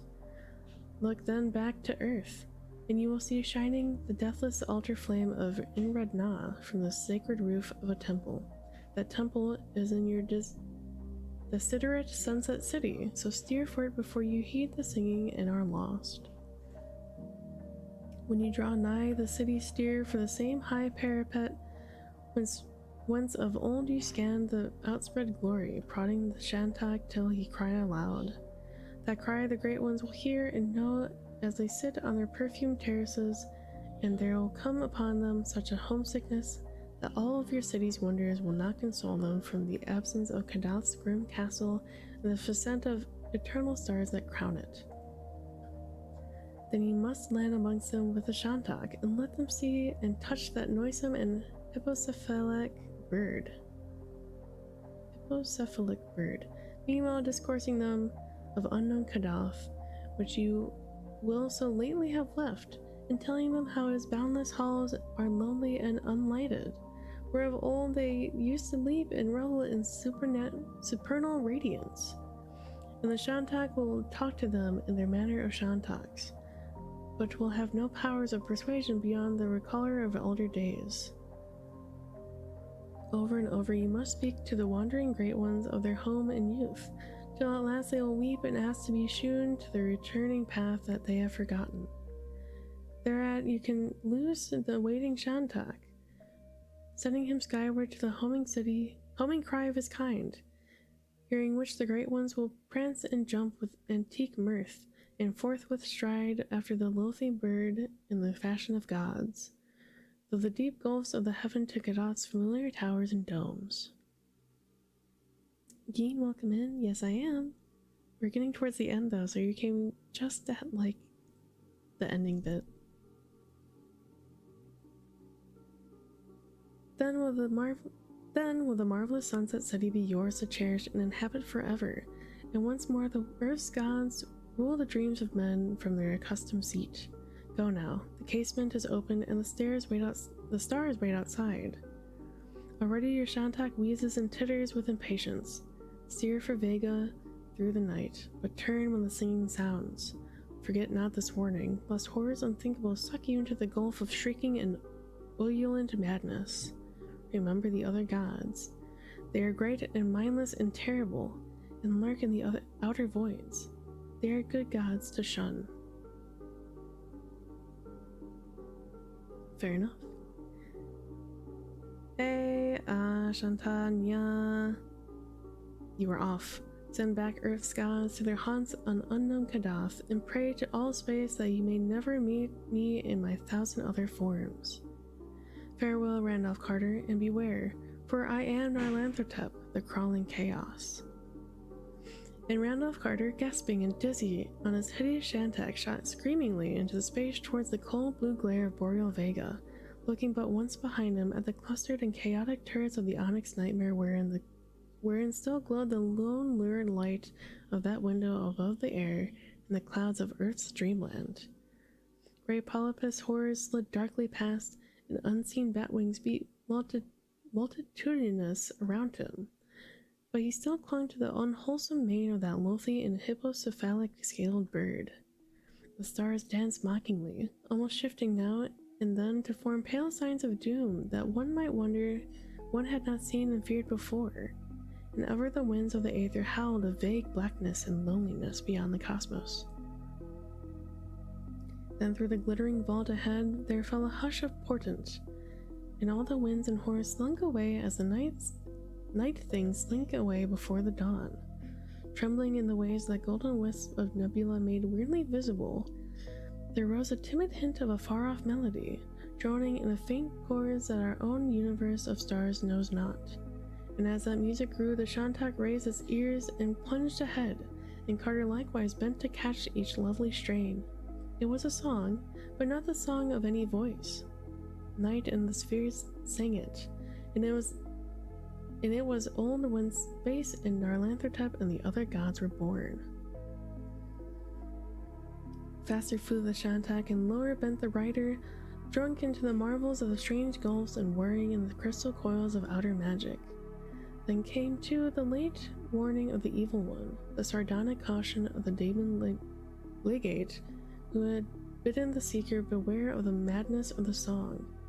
Only to taunt had Nyarlathotep marked out of the way to safety and the marvelous sunset city.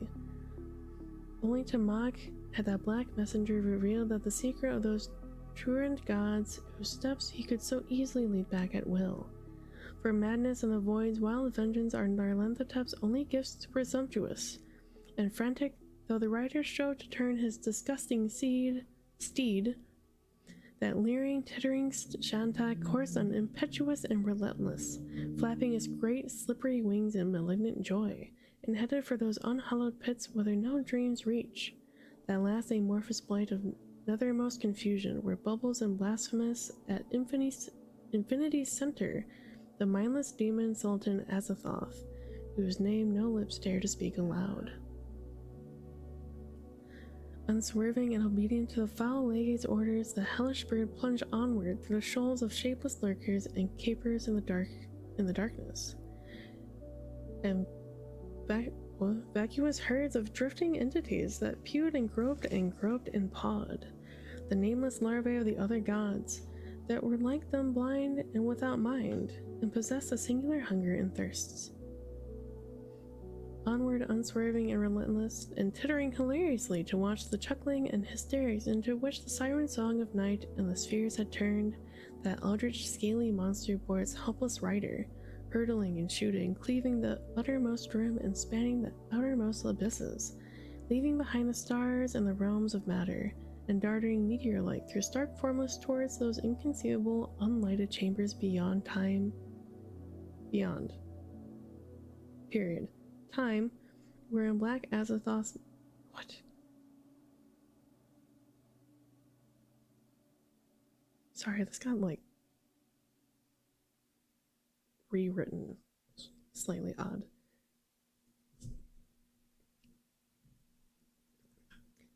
Unlighted chambers beyond time were about Black Azathoth, gnaws shapeless and ravenous amidst the muffled, maddening beat of vile drums and the thin, monotonous whine of accursed flutes. Onward, onward, through the screaming, cackling, and blackly populous gulfs. And then some dim, blessed distance there came an image and a thought to Randolph Carter that doomed. Too well had Nyarlathotep planned his mocking and his tantalizing, for he had brought up that which no gust of icy terror could quite efface. Home, New England, Beacon Hill, the waking world. For you know that your golden marble city of wonder is only the sum of what you have seen and loved in youth, the glory of Boston's hillside roofs and the western windows aflame with sunset, with a flower-fragrant common, and the great dome on the hill and the tangle of gables and chimneys in the violet valley where the many-bridged Charles flows drowsily. This loveliness molded, crystallized, and polished by many years of memory and dreaming, is your terraced wonder of elusive sunsets, and to find that marble parapet with curious urns and carven rail, and descended at last those endless balustraded steps to the city of broad squares and prismatic fountains, you need only to turn back to the thoughts and visions of your wistful boyhood. Onward, onward, dizzily towards the ultimate doom, through the blackness where sightless feelers pawed and slimy snouts jostled and nameless things tittered and tittered and tittered.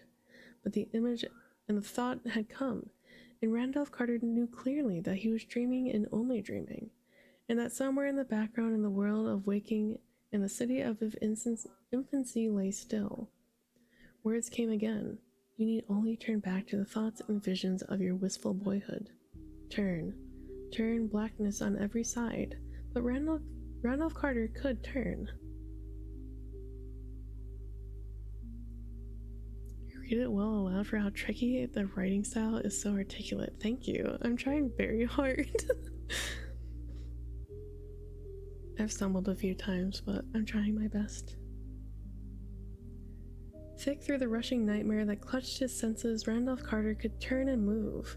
He could move, and if he chose, he could leap off the evil shantak that bore him hurtingly doomward towards the orders of Nyarlathotep. He could leap off and dare those depths of night and yawn interminably down, but those depths of fear whose terrors yet could not exceed the nameless doom that lurked waiting at chaos's core. He could turn and move and leap. He could. He would. He would. Off that vast hippocephalic abomination leaped at the doomed and the desperate dreamer. Down through the endless voids of sentient black he fell. Aeons reeled, universes died and were born again. Stars became nebula, and nebulae became stars, and still Randolph Carter fell through those endless voids of sentient blackness. Then, in the slow creeping course of eternity, the utmost cycle of the cosmos churned itself into another futile completion. And all these things became again as they were unreckoned calpus before. Matter and light were born anew as space once had known them, and comets, suns, and worlds sprang flaming into life, though nothing survived to tell that they had been and gone, always and always, back to no first beginning. And there was a firmament again, and a wind and a glare of purple light in the eyes of the falling dreamer. They were gods in presence and wills, beauty and evil, and the shrieking of noxious night robbed of its prey.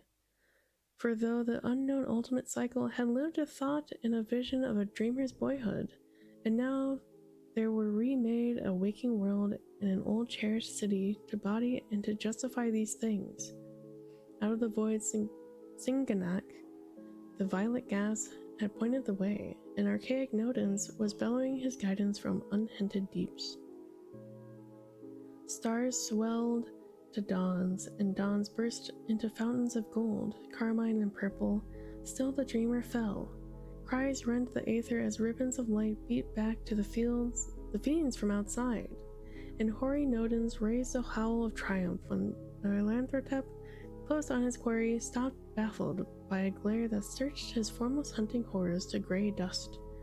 Randolph Carter had indeed descended at last the wide marmoreal flights to his marvelous city, for he was come again to the fair New England world that had wrought him.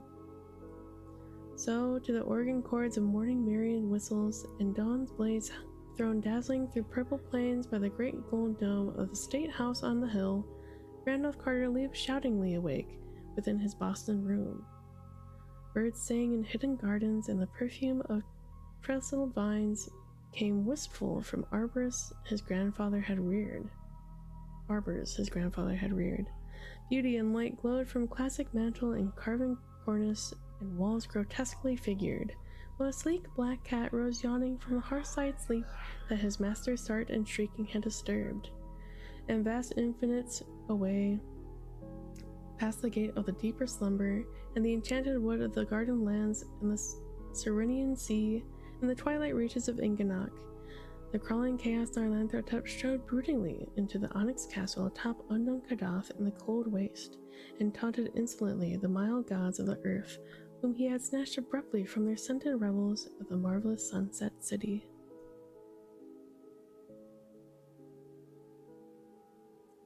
And that will end our story.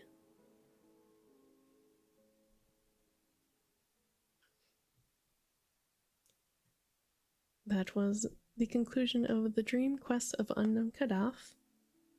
I hope you all enjoyed.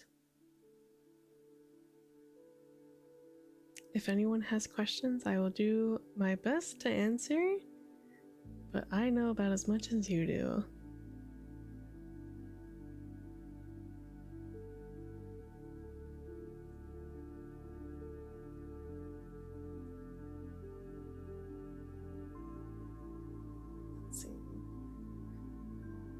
Oh, excuse me. I hope everyone enjoyed. I came in at the end, but it was nice hearing you read. Thank you. I've made it a goal. I might move it up a little bit more, but I've made it a goal to read a story or part of a story every other month. I might do it monthly.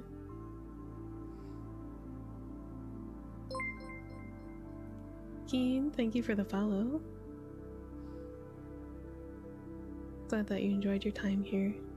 I do tend to read a lot of H.P. Lovecraft. I also read Edgar Allan Poe. I am looking for other stories as well. But I will find a new story to read next month. I think I'm gonna move it up to every month. But in the meantime, I'm going to send you off to my friend Cutenessness, or Nissa. She's currently playing Elder Scrolls Online.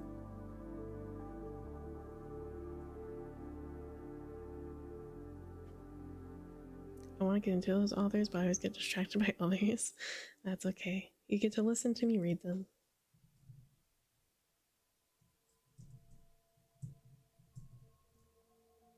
There we go. Go ahead and copy one of these. The first one is for if you're subscribed. The second one is if you are a follower. Go and say hi to Nissa. She's very lovely. She also has quite a nice voice if you like listening to more chaotic ramblings and maybe some unhinged comments. But otherwise, thank you all for attending. Hope this was a nice chill evening for everybody. I will see you tomorrow for probably Paper Mario, as we're nearing the end of that as well. I hope you all have a good rest of your day. Stay safe, stay hydrated. Don't dream of any weird sunset cities.